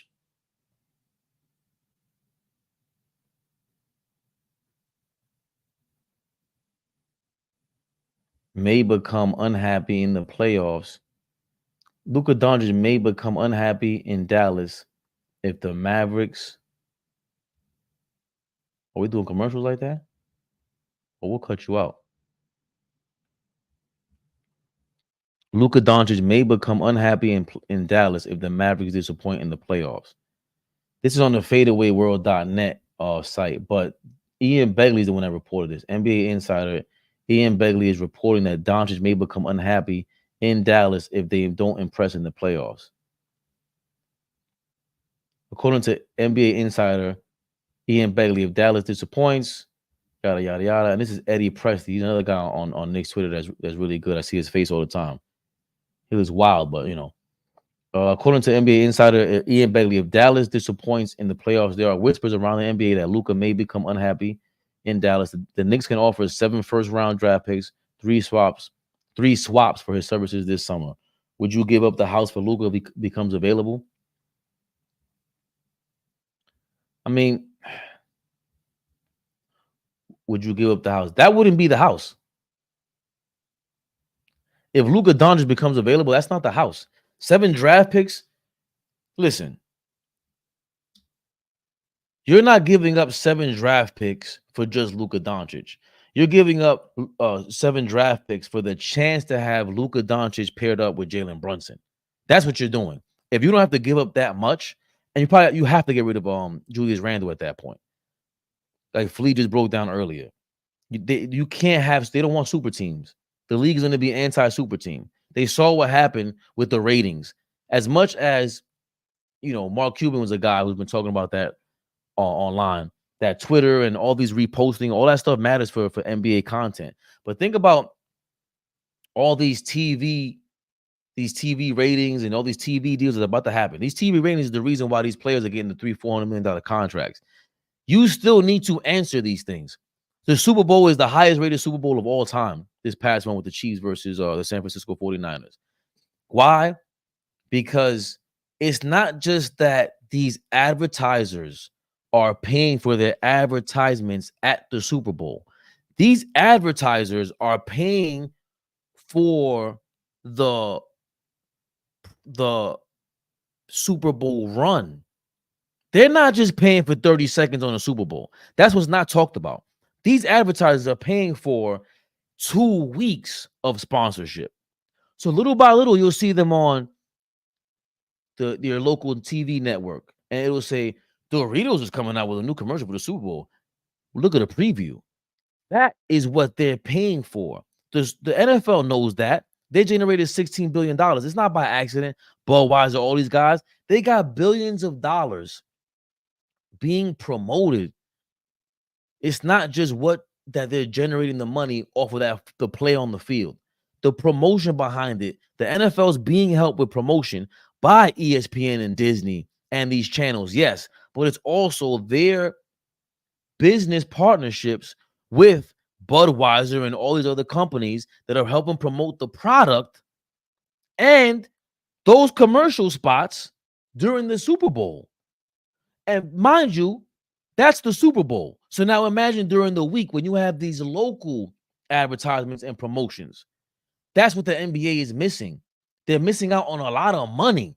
There's a lot of money being missed out because we're allowed to just take things on Twitter, chop it up, and repost it. You think the NBA knows that? Again, going back to wrestling, the NBA, the NFL, all of them messed up by not having an app that's like the WWE app. The WWE app is no joke. Oh my God, thank you. First time catching the show. Great job. Make it make sense, man. Bro, I appreciate you, my brother.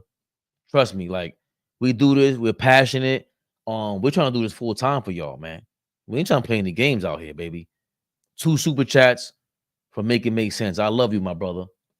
We're here. We try to be here every day around this time. Talk about the Knicks. But going back to what I was saying, the wrestling aspect. I think I lost my train of thought. Football, NBA. Oh, the wrestling app. The NBA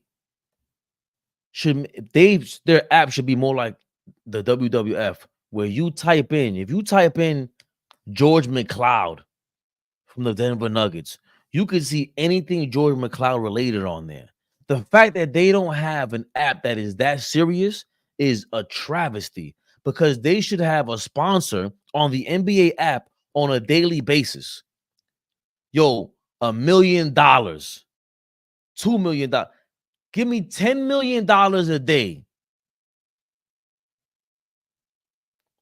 And we're going to promote you on the app. Headline it. Boom. NBA sponsored by, let's say Disney, whatever. I scored you give me $10 million for every day. That's $3 billion for the year. That's $3 billion. Or F it. Split it to $2 million for every spot. At this time, after every single game online, the big time games, you're gonna have to come back for these highlights. For that first hour, all the highlights are right here. You give that spot up for $20 million. Are you kidding me? Who do you think you're dealing with right now? Bro, when you have just stepped into the Fabian Perspective Zone, All Ball TV. Do you know the ideas that we come up with over here? If the NBA said nobody can show replays from 10 o'clock at night till 2 p.m. in the morning, the app is $7.99. The NBA League Pass is $200.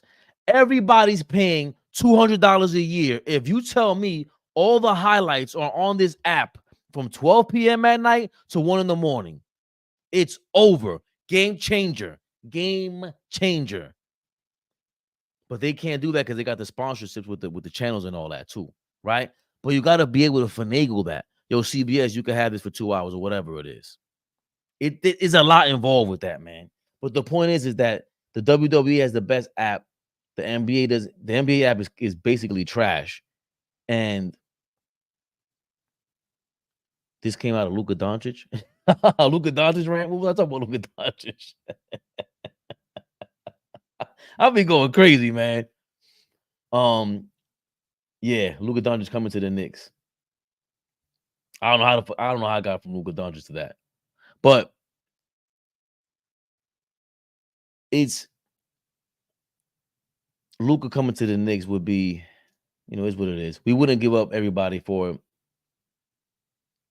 We would be giving up. You're not trading 7 draft picks for Luka Doncic. You're trading 7 draft picks for the pairing of Luka Doncic and Jalen Brunson, the teammates who went to the conference finals already. Come on, Luka's way better than Julius Randle. That's not close, bro. There's a absolute gap between them, and both of them are stink on defense. Luka Doncic is horrible on defense. What else is on the agenda?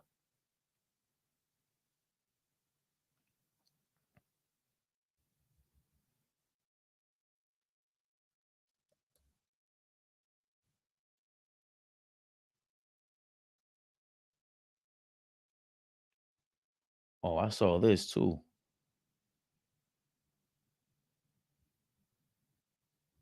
Two mystery teams believe that LeBron James would consider signing with them if they were to draft Bronny James. People are speculating that LeBron would make, less than $51 million in the option if they sign Bronny. So they're saying, as Mark Stein reported a couple of days ago, they're saying that LeBron James would sign with a mystery team and turn down his player option of $50 million. Okay. If they get Bronny. Money-wise, that doesn't make sense. Bronny's not getting $20 million to come to the Knicks or whatever it is. I mean, you set up his future. So I agree with anything LeBron's going to do for his kids. That would be a next level thing. But I don't think LeBron is setting anything up for this kid, Bronny. I think LeBron is setting it up for the other kid. You know what I mean? Like, you still have to create relationships. He can't just twist anybody's arm anymore and say it's either this or that. LeBron James, you can't do that anymore. You're done. Get out of here, bro. We don't care, Bron. The Lakers, let's get to that. Hold on a second. Let's get to that. Nobody's talking about this. Warriors, LeBron James. Let's talk about that.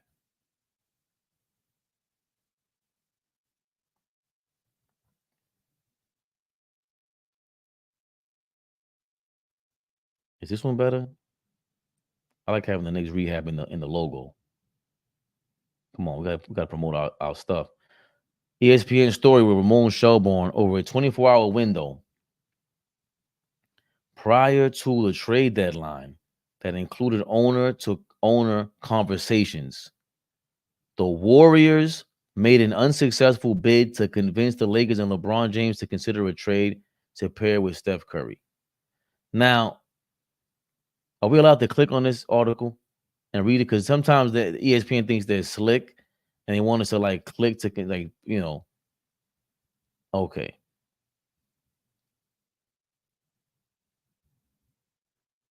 Now, stay with me, y'all. This is not just some LeBron James, no Knicks fodder here. This is absolutely has everything to do with the Knicks.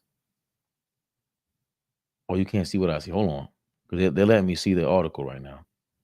So I ain't paying you ESPN another damn cent. Sources. This is the article here. Over a clandestine 24 hours, Warriors and Lakers LeBron James was considered to join longtime rival Steph Curry. If LeBron James were to join Steph Curry, we would laugh at him. LeBron, LeBron James. Bron, I'm glad you turned that down because we would laugh. We would roast you all day. Stop trying to tell me you're not competing with Michael Jordan because if you join LeBron James, if LeBron James joins Steph Curry, that will be automatic flagrant 3 suspension. Armed with encouragement of Warriors star Draymond Green. Oh, shocker. Draymond Green was encouraging the Warriors brass. to go get LeBron James. Jeannie Buss was involved, yada, yada, yada.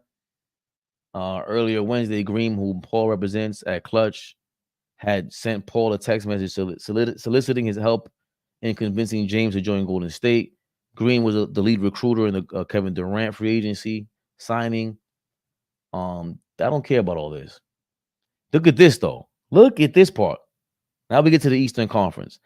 Dunleavy was the second team executive called to Pelinka on a possible James trade, sources said. After seeing James' cryptic social media post of an hourglass a week before the trade deadline, 76ers president of basketball operations, Daryl Morey, called Pelinka to probe on a James trade and was immediately told that James wasn't available. So Daryl Morey of the 76ers was trying to go and get LeBron James to Philadelphia. Pelinka responded by asking Morey if Joel Embiid was available. So Pelinka wanted Joel Embiid for LeBron. Now, mind you, all of you LA fans who told me and All Ball that we were bugging because the Lakers would want to trade LeBron. If the number one option, LeBron James, if he was the number one option, if he's such a number one option, how can you have him being traded? There should be no question about it. And don't tell me, well, Joel Embiid's an MVP. Joel Embiid is a perennial injury-prone star, is what he is, who doesn't show up in the playoffs. That's who you're trading for. Some nice compensation. You can try to dress it up all you want to, but you can't avoid the fact that we're saying what the Lakers are thinking. LeBron is too much of a headache. The risk ain't worth the reward here if we're not going to win. Right? What's so hard to understand about that?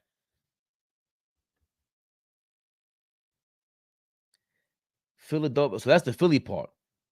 Look, where is the nooks and crannies to this? Lakers, Western Conference. Oh, no.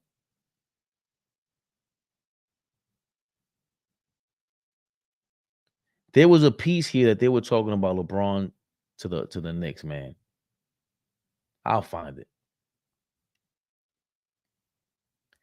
I'll find that. Let me just make sure. I'm gonna see if we have any Knicks news on Twitter before we log off. Get some of my latest.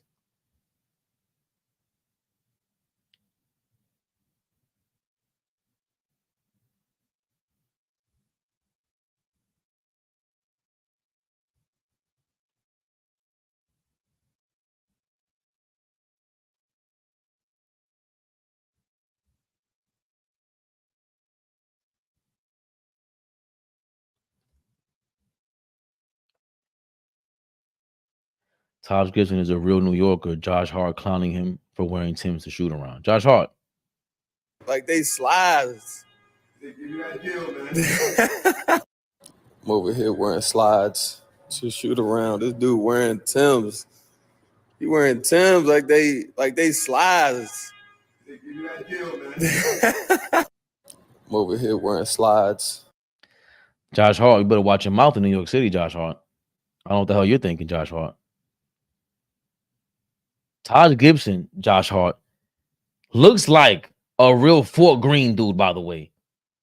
When they zoom in on Taj Gibson's dome piece, pause, and he got that unshaven scalp like that, and that rugged Brooklyn look, he looks like a dude from Fort Greene. Let's not get this twisted. He looks like my man got a 40 ready from. I don't know how he stays in shape from Fort Greene like that. He's built to last. Let's go. Pause.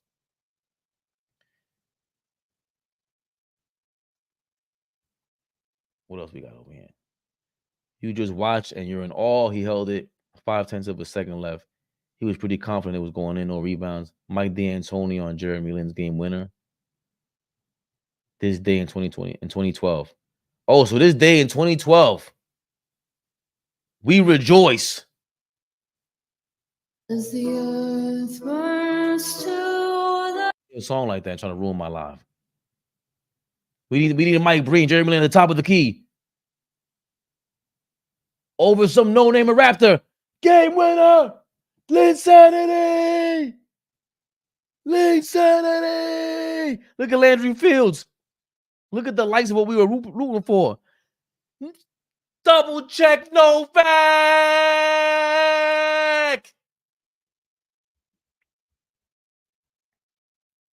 Got commercials in here. That's us, baby. New York Conspiracy.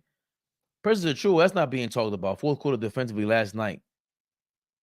Knicks, shout out to Knicks Nation on look at that. Look what he's doing to Sengun.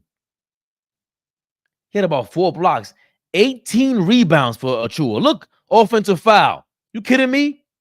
He had 9 offensive rebounds, 8 defensive rebounds. And let's not forget, look at that block. Achua was amazing against the Rockets. Wow. Yeah. Look at that. Sengun who? Sengun. Silly Sengun. Here we go. Final play. We set up the conspiracy call. Jalen Green, Mr. Superstar. Get out of here. You talking about? President Achua. I gotta. Flea is the guy that preaches. He preaches patience. Precious Achua.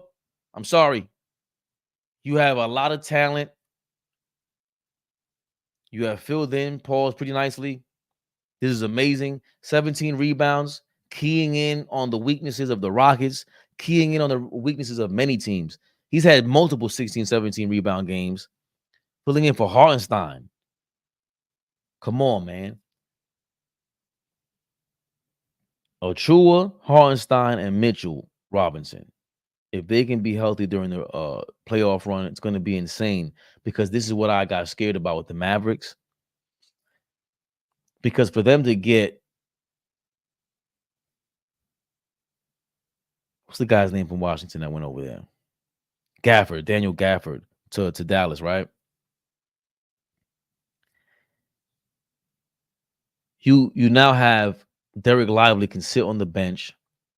Derek Lively can take a game off if they're getting his nose broken. And now you have Daniel Gafford in there filling in for him and also rotating for him. So now at all times, you have someone, 2 guys on the, you have someone on the court in Dallas that is a need, and what the team not revolves around, because obviously Luka and Kyrie, that kind of scoring, but he spells them. They need them kind of players. Y'all talk about Brunson. Luka's flaws is evident. He doesn't play any defense. Kyrie can get scored on. He's a small guy, right? So when you compliment those guys, because they're superstar stud scorers, you compliment them with the Derek Lively and the Daniel Gafford.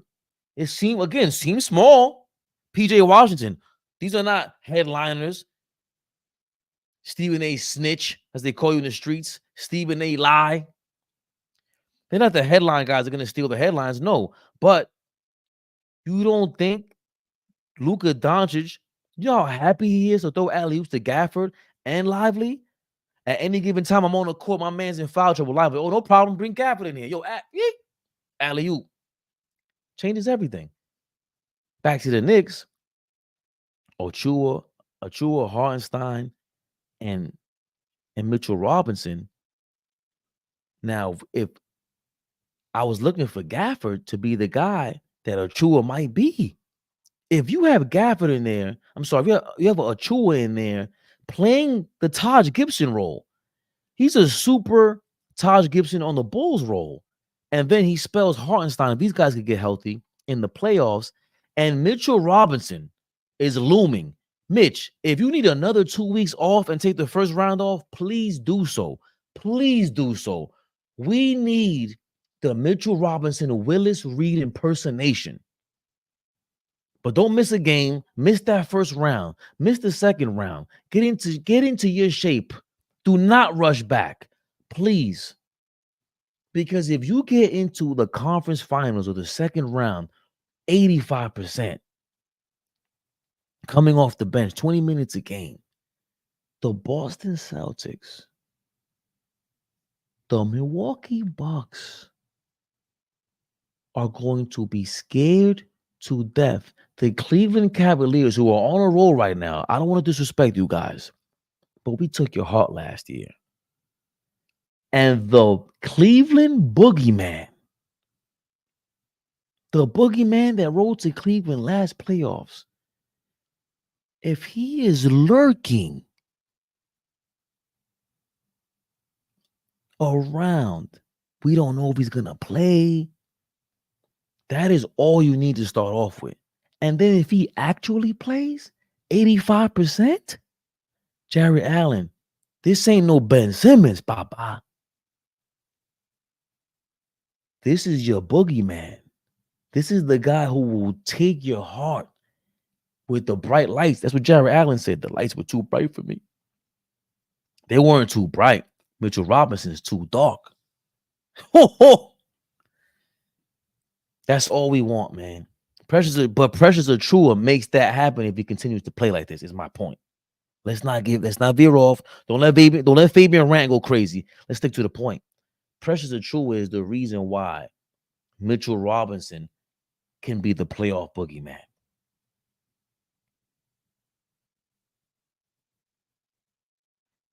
That's a fact.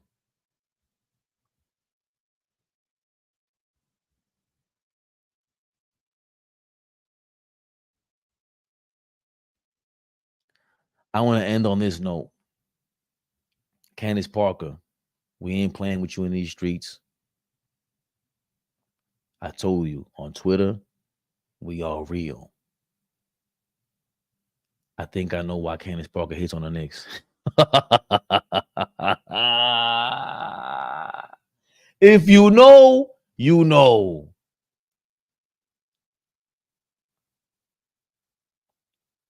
If you know, you know. Let's get to these comments before we out of here, though.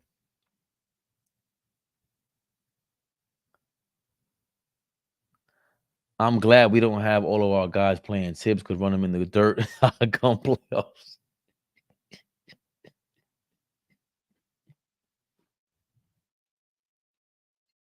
Yo, that sounds like all ball road. Yo, that sounds like all ball road. Are you all ball's cousin, sir? He went to the dirt. Come playoffs, we could have an early exit. But to your point, if we had them healthy, I don't think that's the case, especially with these trades now, sir. Because Bogdanovich and Burks, come on now. Now, like I said yesterday, I'm going to sound like a broken record. Bogdanovich is not Evan Fournier falling out of favor with Tom Thibodeau. Tom Thibodeau, you agreed to this trade. There's no way that you didn't. I can tell because of the playoff time you are giving Bogdanovich. I can tell because you're very excited. He had vital minutes in that game against the Rockets, by the way. If I'm not mistaken, he had 9 points in the fourth quarter, Bogdanovich. He's tough and he's confident. He's not that Bogdanovich has swag. Bogdanovich is that Eastern European dude that we all know in the park that plays full court games with us all day long from sun up to sundown, smoking a bogey in between games. In between breaks, he might crack out a cigarette, a Newport, a Camel. I forgot what my Eastern European brothers, what their favorite smokes is. But Bogdanovich is smoking it. He is the professional. Shout out to Knicks. Bakker's Knicks. He got the best Knicks graphics ever. He needs to make the professional with Bogdanovich on there. Hold on. Another super chat. Wow. Make it make sense. The youngest son is way better than Bronny. That's what they're saying, bro. That's what they're saying. Make it make sense. They're saying, that's all I've heard. LeBron's younger son with the glasses, the goggles, they're saying he is the real deal as far as an NBA prospect. I haven't heard one bad thing about him. I haven't heard one bad thing about that kid. And Bronny, he looks more like a star. I'm not gonna lie to you, like a prototypical pretty boy kind of guy. So I didn't know if it was hate or not. But he's on the bench now, I think, at USC. So everything everyone was saying, he shouldn't be all McDonald's high school player and all that. Like people were saying that too about him. They wanted him out of there, bro. But the other kid, I forgot his name. That's not Maximus, whatever his name. I know LeBron has a dope name for one of his sons. Yeah. But that's all I've heard. Make it make sense. Mac Media, no elite player is coming to the Knicks to be the number 2. Not a knock on Brunson, but those guys not wired that way. Fish, what's up, Fish? I can agree with that, but anybody who's a number 1, like if Luka comes here, he's a number 1. I don't think we could really. He's too ball dominant. Like his I think what we don't talk about enough is on the court personality, because Dirk Nowitzki's on the court personality. It takes on it's a whole different life form than off the court, because he's such a nice guy that he needs to be Venom from Spider-Man. He needs to put the Venom costume on and stop being nice. Like against the Miami Heat, stop being nice. Udonis Haslem made a great point that I never thought about. Spoelstra didn't put in Haslam and guard Dirk Nowitzki for that final play in game 2, I think it was, against the Mavericks when they came back and won, because he took Nowitzki's heart in the 04 finals. Nobody, the 06 finals, nobody talks about that. Dirk was a chump, and his off the court too nice personality was leading him on the court. But his on the court personality, when it's turned on, it's unstoppable. So Luka Doncic's on court personality, even off the court, he seems like a really cool dude. But on the court, he could be a savage when he's not whining too much, and he's too ball dominant and just this flat out scorer star to really play number 2 to a smaller player like Brunson like that. I don't want to say he's a bigger version of Brunson, because Brunson's more efficient. He shoots more efficiently than Luka Doncic, especially from the outside. I'm glad we don't have all the. Oh yeah, you said that. Fabian, do you think Knicks and Rockets will play the extra 5 minutes? Yeah, I said yeah. Agree on sympathy statement. Hart needs to kick Brooks' ass for doing Brunson like that. When Brooks lowered that shoulder, Tibbs should have leaked the Knicks off the court. Yeah, come on now, Tibbs. You're supposed to be a throwback coach. Where is our goon? Where is our goon? That's my thing about, even signing someone like Draymond. We need a goon on this damn court, man. Because that, again, going back to what Candace Parker's statement is, nobody has said this. Nobody has said this. Who was Allen Iverson's goon? Right? Who was Allen Iverson's goon? Now let's go back to the smaller players that won championships. Hey, by the way, these smaller players have gone to 8 championships and they have 6 in between them. Isaiah Thomas, Steph Curry. Isaiah Thomas had a team full of goons. Full of goons. You were not playing with Isaiah Thomas like that. If you did, it was a fight. It was a fight. So you almost didn't even want to start with him because you knew it was a fight, right? And it would be scrappy and you're playing into their game. Mental madness, right? Quarter to Draymond Green, and we see the footage here. Draymond Green was the guy that was the enforcer for Steph Curry. The fact that nobody smacked Steph Curry once to get to Draymond Green, this league is soft. But the point is, Draymond Green is Steph Curry's enforcer. Brooks, Hart, Josh Hart, if that's your man like that, enough of your little pretty boy braids, Taj Gibson, you're asking why. Josh Hart is asking why Taj Gibson is wearing Timbs. That's why, Josh Hart. You need to put some Timbs on. You need to put some Timbs on, Josh Hart, and get to work. You really deserve 18, 20 minutes a game for a championship team. And part of that 18, 20 minutes might need you to be whooping on anybody who touches your man Brunson. Come on, let's keep it 1,000, Hart. Who is our goon? Great, excellent point, Mac. My insiders are the coaching staff. None of this is legit. Luka is good in Dallas. Fish, I can only agree with you.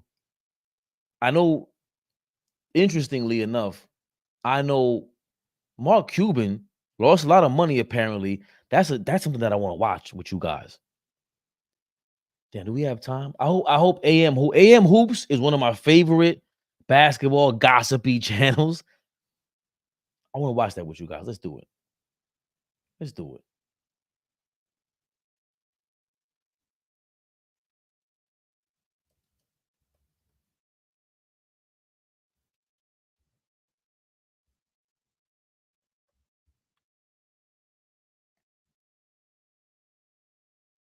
Let's do it. AM Hoops is my favorite, one of my favorite YouTube channels, right? He talked about everything NBA.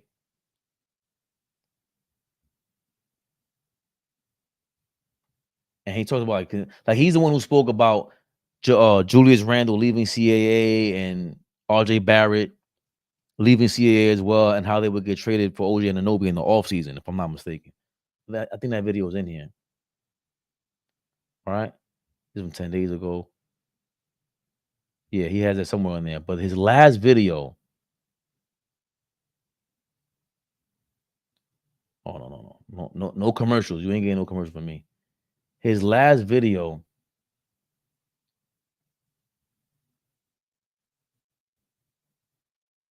Damn it.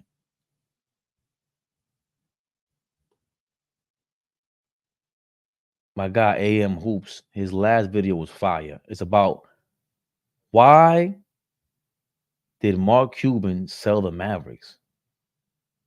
Of the year wasn't Pascal Siakam. It was Mark Cuban selling the Mavericks. Dude was the last owner you would think would do that. People say, oh, well, he bought him for $285 million, sold for billions. Anyone would do that. Yeah, right. The Mavs weren't an investment for him. They were his baby. Remember this? I'm pretty sure you're turning down $1.4 billion. Oh, yeah. I mean, I'm turning down anything, but yeah. You're turning down anything? Yeah. Like, would you turn down $3 billion? Yeah. You turned down. Look what he said. I'll turn down. He said, I'll turn down a $3 billion. That's what he was on with Bill Simmons. Bill Simmons had a crazy conspiracy theory too, by the way. Turned down $3 billion? Yeah. What do I need $3 billion for? Oh, so what changed? Well, part of the answer is that Cuban kept a minority stake and still makes basketball decisions. But let's be honest, as soon as the Mavs start losing, dude who paid $3 billion is going to be like, hey, Mark. I get this is hard, but I'm out. So if you're like me, you know. This is my guy, man. AM Hoops is the man. AM Hoops is the man. He interviewed Kawhi Leonard. He was trying to be like a real media dude in the game. Sarcastic. I love him. I don't know where the hell he's from. He's hilarious. And he's a big time YouTuber right now, making his money. Over 200,000 views a video, man. You kidding me? He's killing it. Hilarious. Oh, there's got to be more to this story. Well, it turns out there's Cuban's official reason for selling. Then there's what he doesn't want us to know. So let's expose the 3 secret reasons Cuban sold his baby. Well, he sold 70% of the team at a valuation at $3.5 billion, which means he made about $2.45 billion. The new owners are actually 2 families, the Adelsons and the Dumonts. Together, they run the Las Vegas Sands Corporation. Cuban said, financially, the Mavs are in a far better position to be able to compete, which is true. The new owner's net worth is about $33 billion. So they go from the 11th richest team to number 2 behind the Clippers. But with the new CBA, the net worth of your owner doesn't even matter that much. The real reason will make Mark Cuban a lot more money than what he got selling the team. The new owner wants to make gambling legal in Texas. Miriam Adelson shamelessly donated $3 million to Texas politicians because it's a huge market, the 2nd richest state in the U.S. behind California. If Texas... You kidding me? You kidding me? Listen, man. And this, look, he's breaking the game down to you. Who bought it? The family that's involved. It's a gambling family. It's about that just bought the Mavericks. I mean, if you don't know, Mark Cuban sold the team for $3+ billion. He sold it to a family, a casino family, gambling family, whatever you say it. They bought the Mavericks. A gambling family bought an organization, a company in a state where gambling is illegal right now. Only in America.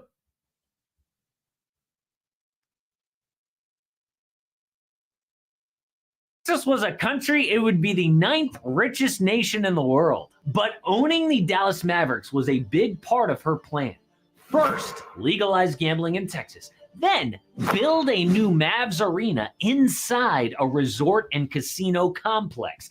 And because Cuban still owns 27%, he will cash out big time on legalized gambling. The Mavs' current arena lease ends in 2030, so they have about 6 years to make their multi-billion-dollar scheme a reality. Now, I don't actually think that is a shady reason because Cuban admits it, and like millions of Texans already drive out of state to gamble anyway. But the other reasons he sold the team are shocking. First is financial. Here we go. Here we go. Get ready. Get ready. This is why I don't disrespect him. I don't care who you are on planet Earth. Everybody that's listening. This is called Knicks Rehab for a reason. Shout out to Boss Man. He always reminds me of this. The mission statement. Yo, we all get together. It's sports. Sports is religion for us, man. But we all got flaws. We all got ups and downs. I go to work every day and I see a bunch of mother lovers with a new parlay for every hour of the day. This is crazy. These people are nuts. And we all come here to talk about life, man. We got to figure this game out. Let's get rich together. We could be on the worst, and everything could be worse. The internet is the greatest place on earth. Somebody just sent me, not somebody, excuse me. Make it make sense. Never met this guy a day in my life. First time catching your show. He sent me a total of $9. You think it's nothing? He just paid for my coffee today. Are you kidding me? He just paid, excuse me, the people are watching. He paid the company $9, and the company will pay him for my coffee today. The people are watching. Let's make money together legally, guys. Let's not F around. We're here to make greatness. Mark Cuban has made greatness happen. I itched on him last year for losing Brunson, but there's no doubt he rebuilt that team. But why did he sell? Financial trouble. But why would Mark Cuban have money problems? Because he went heavy into crypto during the pandemic. First, he invested in a crap coin called Titan. Promised over 200% returns, and Mark advertised that on his personal blog. So tons of new investors flooded in. Titan jumped from $29 per coin to $65. But 3 days later, went to $0. But don't worry, Cuban got out just in time. I got hit like everyone else. Crazy part is I got out. Thought they were increasing their TLV enough. Then bam!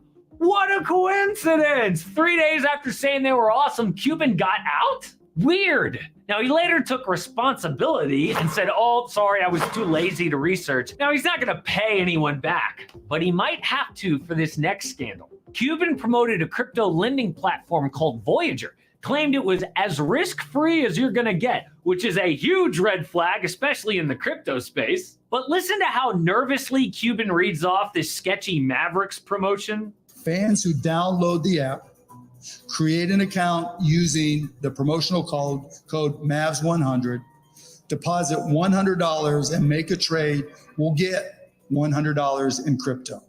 You'll never guess what happened next. Months later, Voyager went bankrupt because they were lending to shady individuals. But Cuban knew they were shady. Voyager was being sued for lying about having no fees, and Mark knew about it. And not only did he not tell his fans this while promoting them, he said it was almost risk-free. Now, Cuban is being sued for $5 billion. But if you think that's sketchy, it is nothing compared to his NFT project. Cuban bought the idea.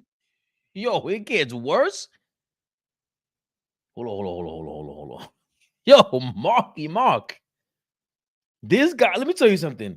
Let's all protect AM Hoops. This man is out here in these NBA streets, and he has to deal with some repercussions, maybe. I don't know if he's going to have to film for the rest of his life from his basement or wherever the hell he's at. AM Hoops, you got a supporter over here, my brother, in New York City. You make great content. Look how he's breaking the game down for you, man. Excellent content, produced, edited beautifully. He's telling you Mark Cuban got caught up in crypto scams, man. He got caught up in the crypto stuff, man. This is why you gotta be connected. You gotta protect yourself, man. Don't be silly. Don't be stupid. Don't be stupid your whole life, guys. How many guys do you know you went to work with that were into crypto and they got caught up in it, man? Mark Cuban is a billionaire, has no reason to be into crypto. He thought this was about to make him $1 trillion. Let's be Mark. Yes, you're very smart and all that. I get it. You still fumble Jalen Brunson, just like you fumble crypto. Get your life in order. IG handle at NFT in the height of the craze. The page highlighted certain NFT projects, and because Cuban's name was in the bio, it had credibility. What they didn't tell people was it was pay for play. All the posts were ads, but they never disclosed that. CoffeeZilla messaged them about a fake NFT project. All they asked him for was 20 grand at a 5-post minimum, so $100,000. No questions about the actual project. So a guy named Top Shot Fund on Twitter investigated and found 70% of the @NFT projects fell in value and 10% were straight up scams. So the only people who made money here were Mark Cuban and the sketchy NFT creators in most cases. Now, You have to call him sketchy. Yo, AM Hoops, you bastard. You had to go. He called him sketchy. You gotta call him sketchy, man. Look at Mark Cuban's face. AM Hoops, you bastard. He's crazy, bro. AM Hoops is foul. You foul, AM Hoops, but you funny. Now, Mark says he was not involved in operations, but this was a trend for him around that time. But the third reason he sold is bad for the entire NBA. In the last 18 months, 4 NBA teams have been sold, which is weird. It makes you wonder, what do these billionaires know that we don't? All of them made big profits because team valuations have gone way up. It all started with the $24 billion NBA media rights deal with ESPN and TNT in 2014. Annual revenue per team exploded from $966 million to $2.6 billion a year. So the average team value also went up. $2.3 billion in 2015, $3 billion in 2021, $3.4 billion in 2023. But Cuban might think the NBA bubble is about to burst. The new media rights deal is coming up, but TV ratings are way down. Now, I could give like 100 examples of this, but let's keep it simple. This is the average rating for a regular season game starting in 1990. It peaked with Michael Jordan when the last media rights deal This is major. was signed. Still respectable. Then immediately went in the tank. In fact, this year was an all-time low. The best NBA on ABC game ever was $5.42 million in 2012. The worst was during the pandemic, $2.77 million. Well, this year, there was an ABC game that drew $1.6 million. A new Oh my dear Lord. Is the NBA in that much trouble? See, but I can't. low. ABC has shows that get more views than that. Many of them get canceled. So why would this next NBA media rights deal be a good thing for the league?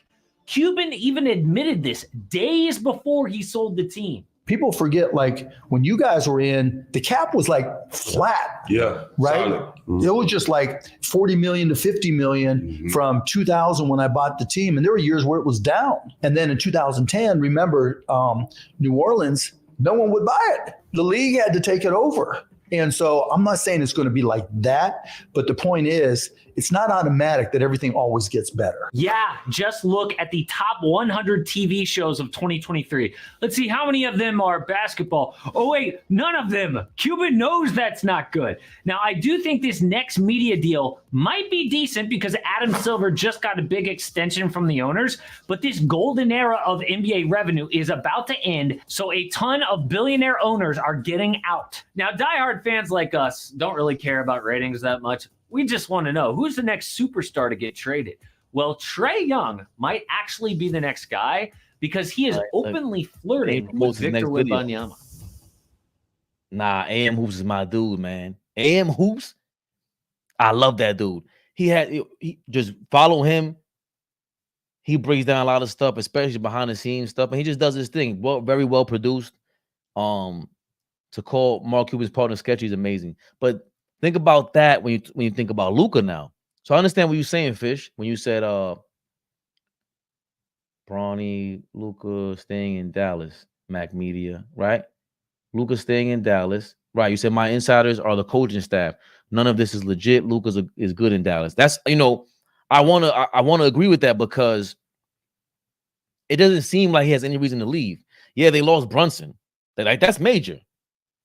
But remember, come on now. Rick Carlisle left because Mark Cuban chose Luka over Rick Brunson, and Donnie Nelson Jr. retired, who was there after Donnie Nelson Sr. left. He retired and Rick Carlisle left because Cuban chose Luka. It looked like that's at least the outside looking in.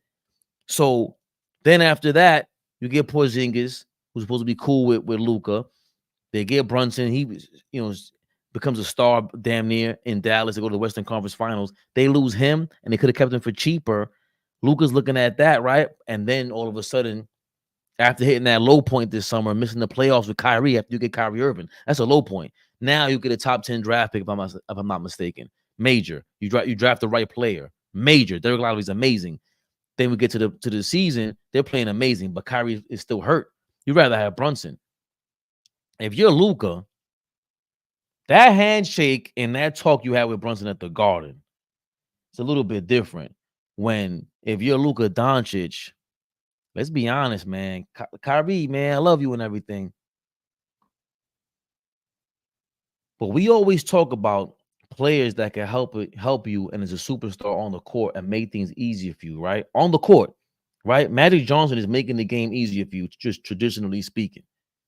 LeBron James, a lot of his fans will tell you he makes the game easier, but he does. LeBron James is super duper status. He's in a bunch of people's top 5. He makes the game. Shaq, they make the game easier for you on the court. But what about off the court? Who's taking the bullets? The person that could, like Dirk Nowitzki, was not built to take bullets as a personality off the court. Luka kind of is, but even if you're Luka, you're not really a Kobe, Shaq type of personality where you're looking for all that. Brunson is a guy who can be, again, we compare him to Derek Jeter. I'll take the bullets. Why wouldn't Luka Doncic want to come here when you got another guy who's a star already molded with a family that he does in New York? The Jalen Brunson family, the La Cosa Nostra over here, right? If you're Luka, why wouldn't you want to pair up with that guy who's like a vest, Teflon vest for you, damn near, and can deflect a whole bunch of stuff? Because Luka knows how much he has to deal with the media, right? And your guy Mark Cuban is not going to be there. So who's going to come into Dallas and run the organization and make sure that you, the number 1 draft pick, is considered still top dog and is catered to the way that he is with Mark Cuban? Is it a possibility for you to go with Jalen Brunson and go, yo, is your family good? Will they help me out? Would they adopt me? Would they adopt another Don? Come on. The conspiracy's alive, baby.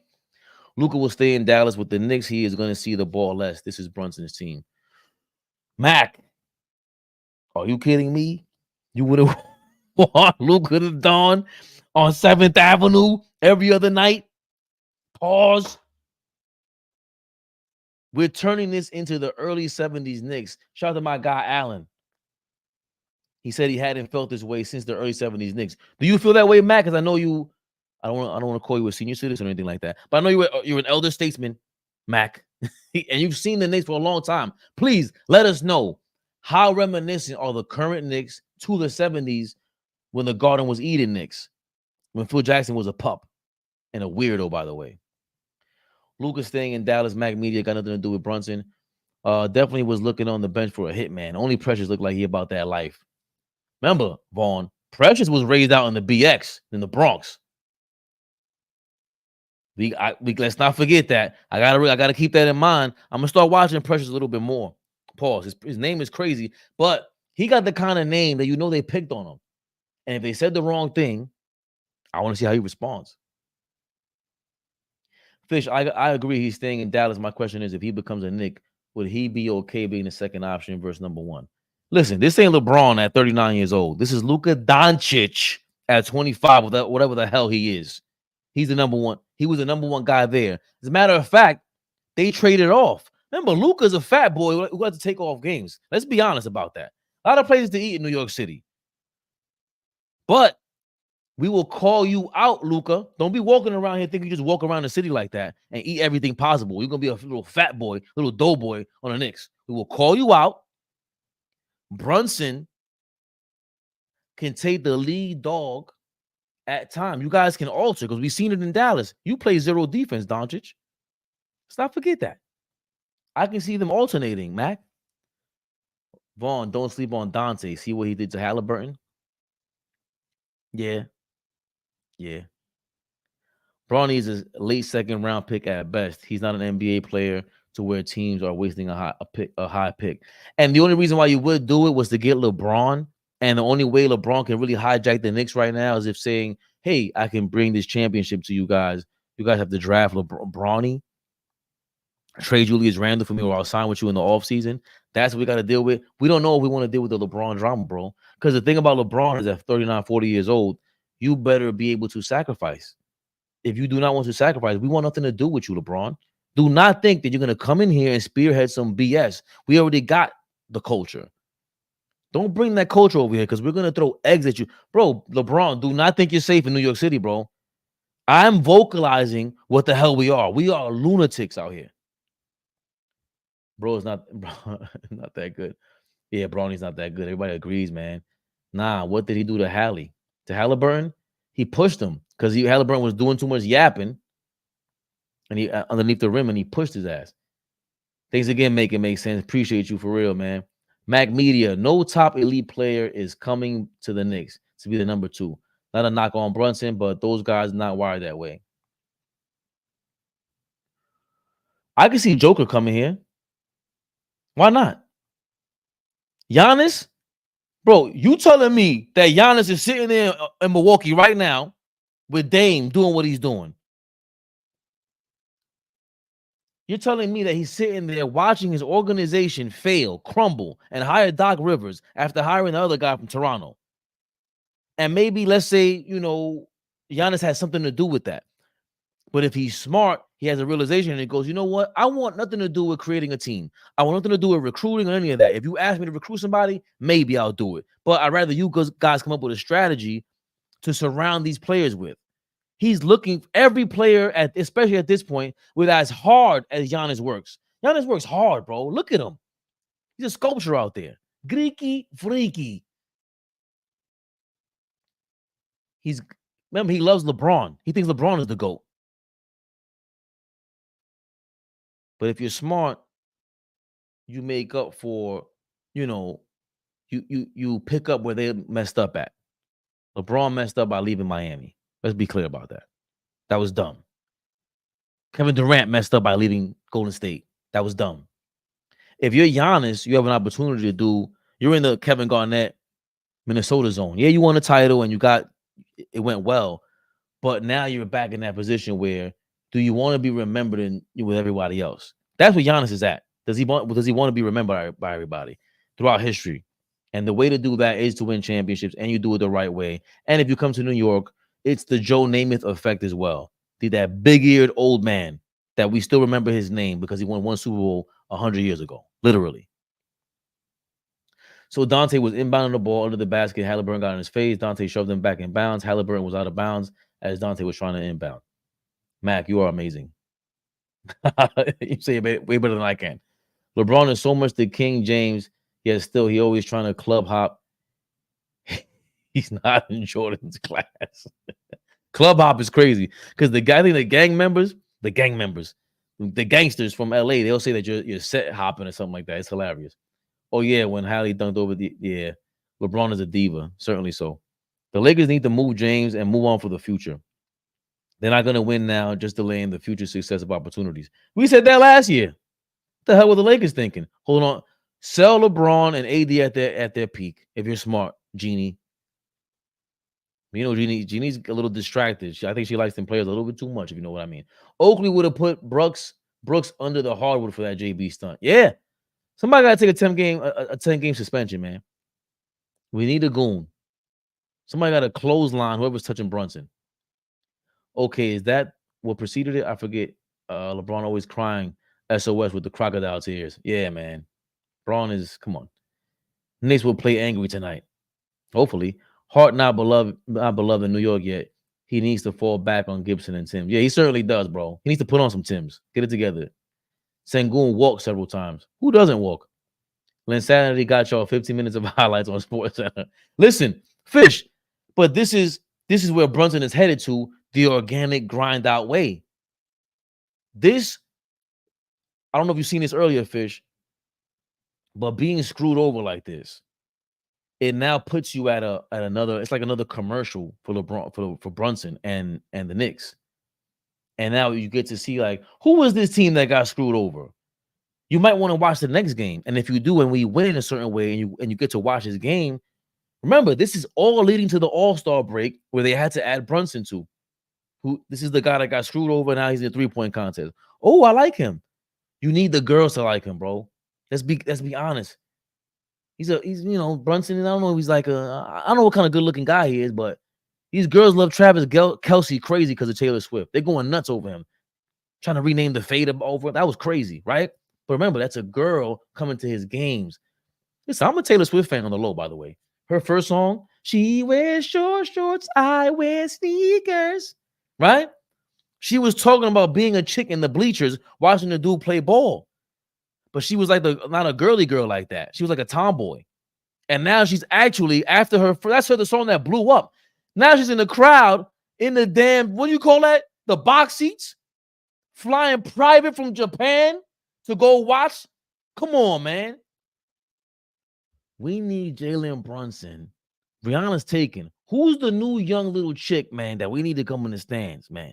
Because we've seen Iggy Azalea, but you washed up and used and abused. No disrespect to you, Iggy Azalea. We need one of these little blondies to come through.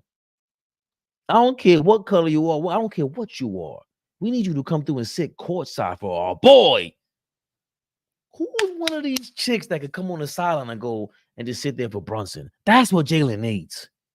He needs a nice little broad out here. I don't know if he's married. I'm sorry, Mrs. Brunson, if he's married. I'm sorry. I'm so sorry. But it's his business. Never personal. Brunson needs that little gal. Woo! Who do you think? I don't know the young. I don't watch the young. All I see is a bunch of Instagram thotty hotties on my joint. I don't even know their names, man. I can't stop on them. I don't know who's who. I just got the at 35,000 characters. I can't and see and jiggling, wiggling on my timeline, B. Who is gonna be Brunson's Mrs. Brunson on the who's gonna be Mrs. Courtside Brunson? Huh? At Tibbs Ray, grinding his starters, Precious is next. Chill out, Kerwin. Kerwin Nixon, relax, man. We don't have anybody to play right now, man. I know the minutes were crazy last month. We have 3 of the top 4 minutes played players in the NBA in the last month. I get it. I saw the stat. But we ain't got nobody, man. Come on, Martin. We ain't got no job, man. Shut up, Tommy. You ain't got no job. We don't got enough people with a job, man. We don't.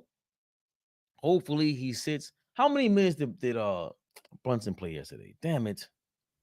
Don't scare me, guys. I'm gonna look at this reluctantly. Where's the game? Okay, there's the Rockets. Brunson played 38 minutes. Alec Burks 16, more like 17. Achua 38, Brunson 38, DiVincenzo 40, 42 for Josh Hart. Jesus. Taj Gibson had 5 minutes. You know this Charlie Brown didn't play, right? Charlie Brown is crazy. His jump shot looks awful, by the way. Charlie Brown looks nuts. His name is Charlie Brown. Charlie Brown is a crazy name. Shout out to Benai. Here we go, yo. Isn't that Charlie Brown from that crew? Which all balls, yeah, he would know that name. Bohan Bogdanovich, 23 minutes. So he played 23. Jericho Sims, 28. That was a valiant effort. Yeah, 38 minutes is a lot, y'all. I'm not gonna lie, man. You're right, Kerwin. You're right. I'm sorry. You're right. Facts and Goon was talking steps like leak a mug. Like a mug. Oh, like a mug, my bad. He was taking steps like a mug. Latin LX, what's going on, baby? There's some sketchy ish going on. They're promoting the Knicks. Get ready. Listen, y'all. I'm telling you the same thing. I heard all ball. You heard Flea earlier. They expressed our gripes, our frustrations. But let's get ready. We are the premier team in the NBA. We're really worth the most money. We got the fan base that everybody wants to agitate. They want to come at us because they know we're going to talk about them and clap back at them. They want to be clapped back on. These guys are all masochists. Candace Parker, Bob Myers, Stephen A. Smith. You got to be a masochist if down your timeline you read us. I don't care what Twitter followers you have. You don't want New York Twitter followers, bro, coming at you. We are insane. One day I will explain to you the generation, and all ball will come on here, right? But there's no way in all ball generation in junior high school, they treated the teachers the way that we did in the crack era. In the 90s, in New York City, the teachers were prey. I'm just putting it to you like that. This is the generation you're dealing with on Twitter, on your timeline. We didn't respect the teachers at 10, 12 years old. What do you think we have for you, Candace Parker? You are food. Dallas sets up zones like they did for Dirk. Yeah. Precious was holding his own against Bam. Yeah, man. And the defense he had against the Rockets. Come on, we can't overlook that. Nobody knew Precious would be this valuable throw-in. Yo, totally agree, man. Flea was saying to give him a chance. He's from the Bronx, so there's some background to him, Mac. I can't lie. If you're from New York, you might know who Precious was because he came from the BX. Is he Nigerian? Precious.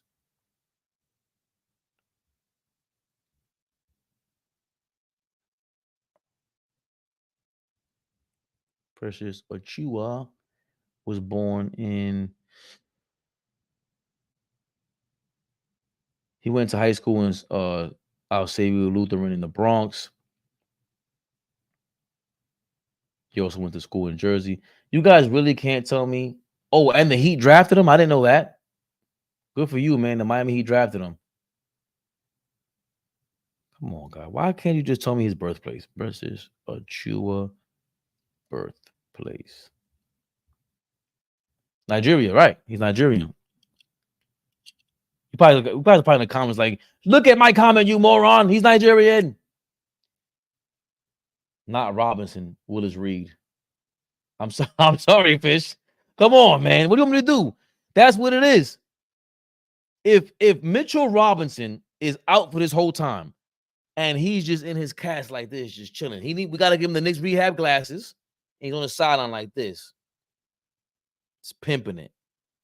And we play the Cleveland Cavaliers in the second round.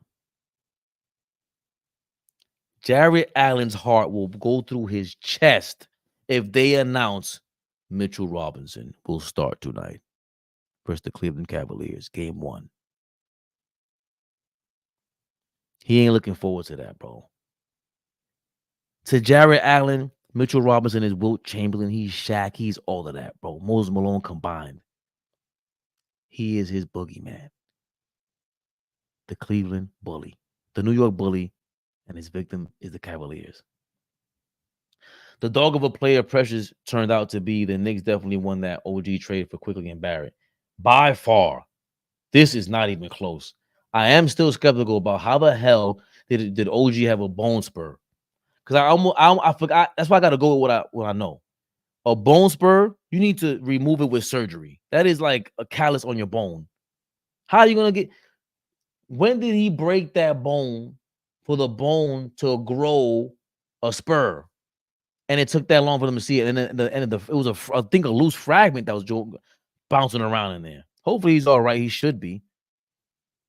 But what the hell's going on with you? I don't want to cast any aspersions. I mean, we go on LeBron all day long. This new era of medicine. Just chill out. A bone spur on your elbow is nuts. What the hell were you doing with your elbow? What kind of workouts are you? What kind of workouts are you doing?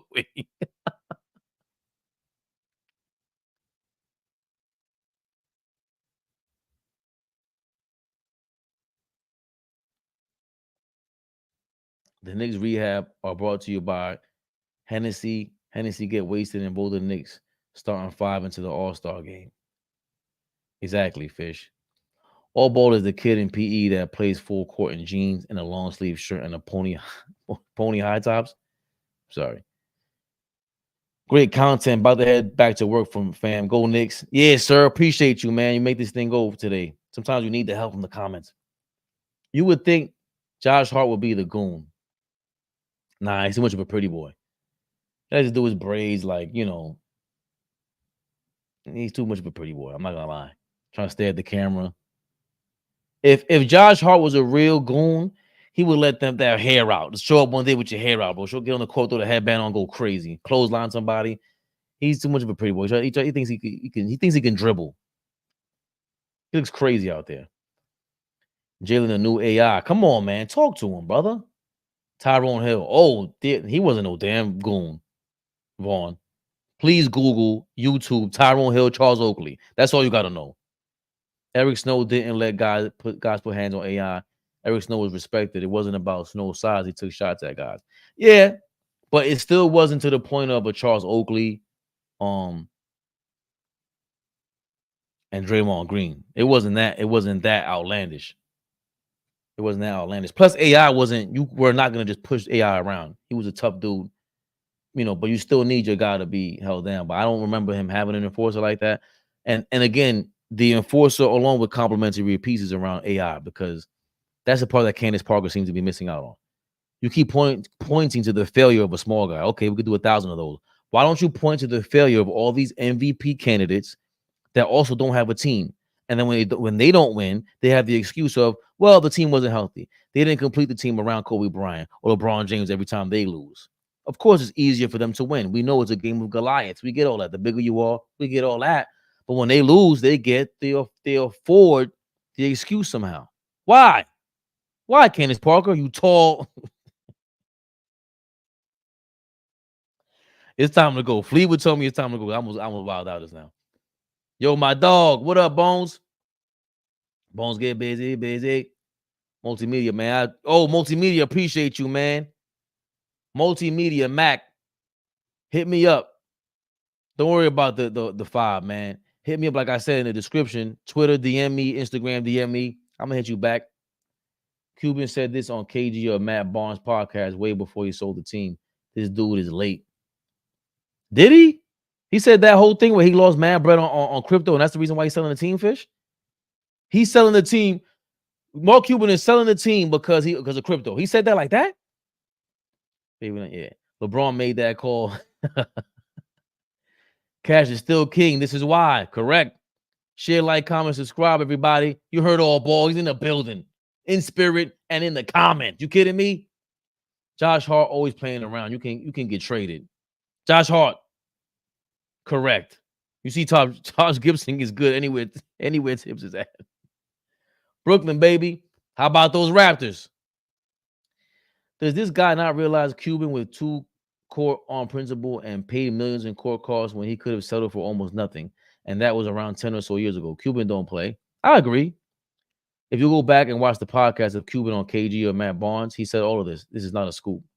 I mean, okay, maybe it's not a scoop, but he broke it down, and I didn't care to watch Mark Cuban there because Matt Barnes and Steven Jackson are not pushing back like that. Steven Jackson is only talking tough to Austin Rivers, and he might talk tough to me. Good for you, Steven Jackson, but talk tough to the people. We want to hear these questions with Mark Cuban. Anybody else is on your show? I did not say I don't want Luka. Okay, what did you say? He talked about his casino deal. These ain't secrets. Yeah, but that's not a secret. The casino deal was the family. He sold to a casino family. This club is not that far from that glory team as far as causing a buzz. Oh, so this is Mac Multimedia Network talking about when the Garden was Eden, the early 70s Knicks. He's saying that the current Knicks club is not that far from the glory days, those glory days, as far as causing a buzz. But they still have work to do. Luka would do well. Mac would love Flea. You probably love Flea, Mac, because Flea is not like me. Flea is a lunatic. He is a lunatic. But me and all ball, we go crazy. And Mac seems to be a very what's the word? He's patient. And he's like, wait, I need to see it before I believe it, guys. Let's chill out. Say it again. We don't need LeBron. Cuban runs the organization. He's not leaving. Brunson ain't took no bullets until the bullets get fired. There's no heat towards the Knicks in New York yet. That's a lie, Fish. Because your man, you didn't see Luka Doncic was just on JJ Redick's podcast. He missed the first 3 games against the Jazz in the first round against anybody who. Please stop talking to Donovan Mitchell nonsense. I don't know who likes Donovan Mitchell. Can't be at this point. Got smacked back-to-back years out of the playoffs. And when he was on the Jazz, Brunson saved the Mavericks. He took those bullets for Luka Doncic. CJ, what's going on? Lavadine, you are dying at something. Oh, I guess that's what I was talking about. Brunson's married, bro. Phil Jackson and rap. Listen, man. Listen. Plenty of guys have been married. Maybe his wife needs to hit that damn sideline. What's Miss Brunson looking like? No disrespect. I'm mad that I'm respectfully. I'm sorry, Jalen. Please, I can understand if you shoot me in real life right now, but we need the ladies to blow Brunson up. That's all I'm saying. The All-Star game, we put you on a pedestal, man. LeBron persuades Lakers Bucks trade. Giannis going to LA to join LeBron. AD, LOL. We can see that happening. Because remember, the Lakers, I mean, you laughing, Mac, but come on now. The Lakers always go after the big man, you know? That's funny, though. One dead at Chiefs parade or shooting. Chiefs were right to tell Swift not to come for safety reasons. Oh, damn. Kansas City's bugging like that? God bless over there, man. You guys got to calm down, bro. Let's celebrate in peace. Yeah, they told Taylor Swift not to come. So imagine Taylor's, come on. She would have brought the Swifties out. We need some Swifties at the Garden, man. Taylor Swift, come through. Kelsey's cool. I get it. He's 6'10" or whatever the hell he is, 300 pounds of muscle. I get it, man. Taylor, come through the Garden real quick, bro. Come through 7th Ave, Taylor. I just want to show you around the city real quick. Show you around the Garden. Taylor. That's all, Tay-Tay. Come on. Come through. I ain't begging. I'm just here to, get my services. We need Cola Ray again. Yeah, Cola Ray had them go bugging out. And so did Iggy. Bro, hold on. He's married and Iggy Azalea was on the sideline like that? What's wrong with, like, a slew of chicks just being on the sideline? Dude, what the hell? What happened? Man.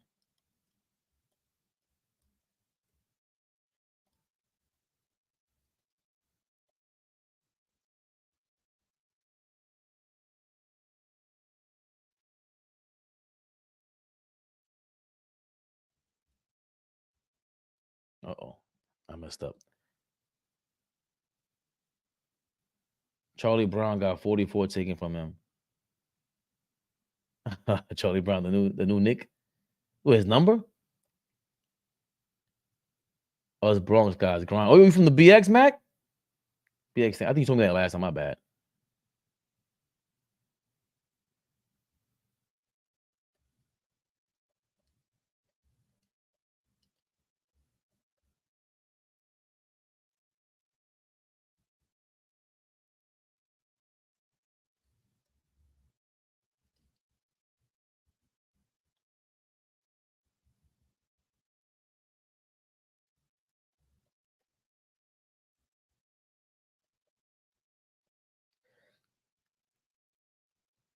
Get Brunson, Pippen's ex-wife. She just broke up with Jordan's son. Yo, listen.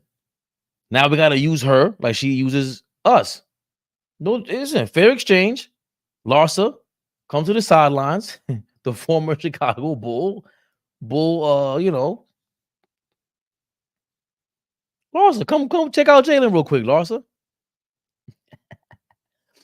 Now I lay me down to sleep. I pray Tibbs plays the Knicks starting 48 minutes a game, the next 20 games straight, and full court, full contact practice on off days. Hey guys, Fish is a hater of the Knicks. Don't mind him. Don't sleep on Hart. He might go like Willis Reed on Rudy LaRussa. He has a temper. You think so? I don't think so. He doesn't have enough of a temper. He hasn't shown it. I want your Twitter followers. I want the smoke.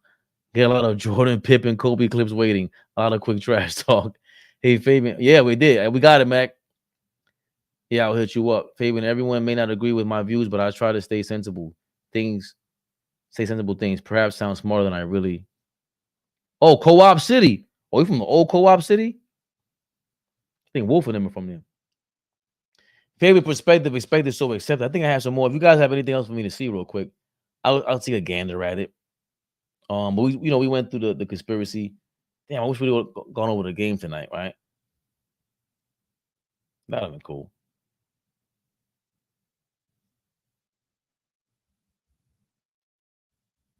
Give me some comments. Flea has trigger words, then the fun begins. He does. Favorite perspective, expected, so accepted. Deja un like, comentario y suscribe. Dame dato.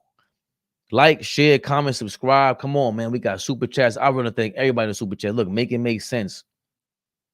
You are the man. Straight facts. First time watching the show, and he sent me a super chat, man. Sent us a super chat over here. You kidding me? Make it make sense. The younger son, yeah, man. Appreciate you, man.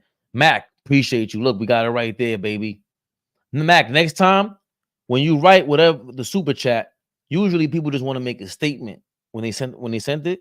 So just write a comment in there. So in case you want it to be known, one of your sensible comments, you leave it in there so that everyone knows you're making a statement. This is the Mac Multimedia Network. Again, it's another way to promote yourselves as well. We got 28 people in the building. It was up to like 40 earlier. And you get other people to promote your company. We would love to do that as well. Super chat your company out here, man. You might have the most slanderous name. If it's too slanderous, though, I ain't gonna read it, man. You ain't getting me kicked off my YouTube. Nuh-uh. We out of here, man. Hold on, we got another comment.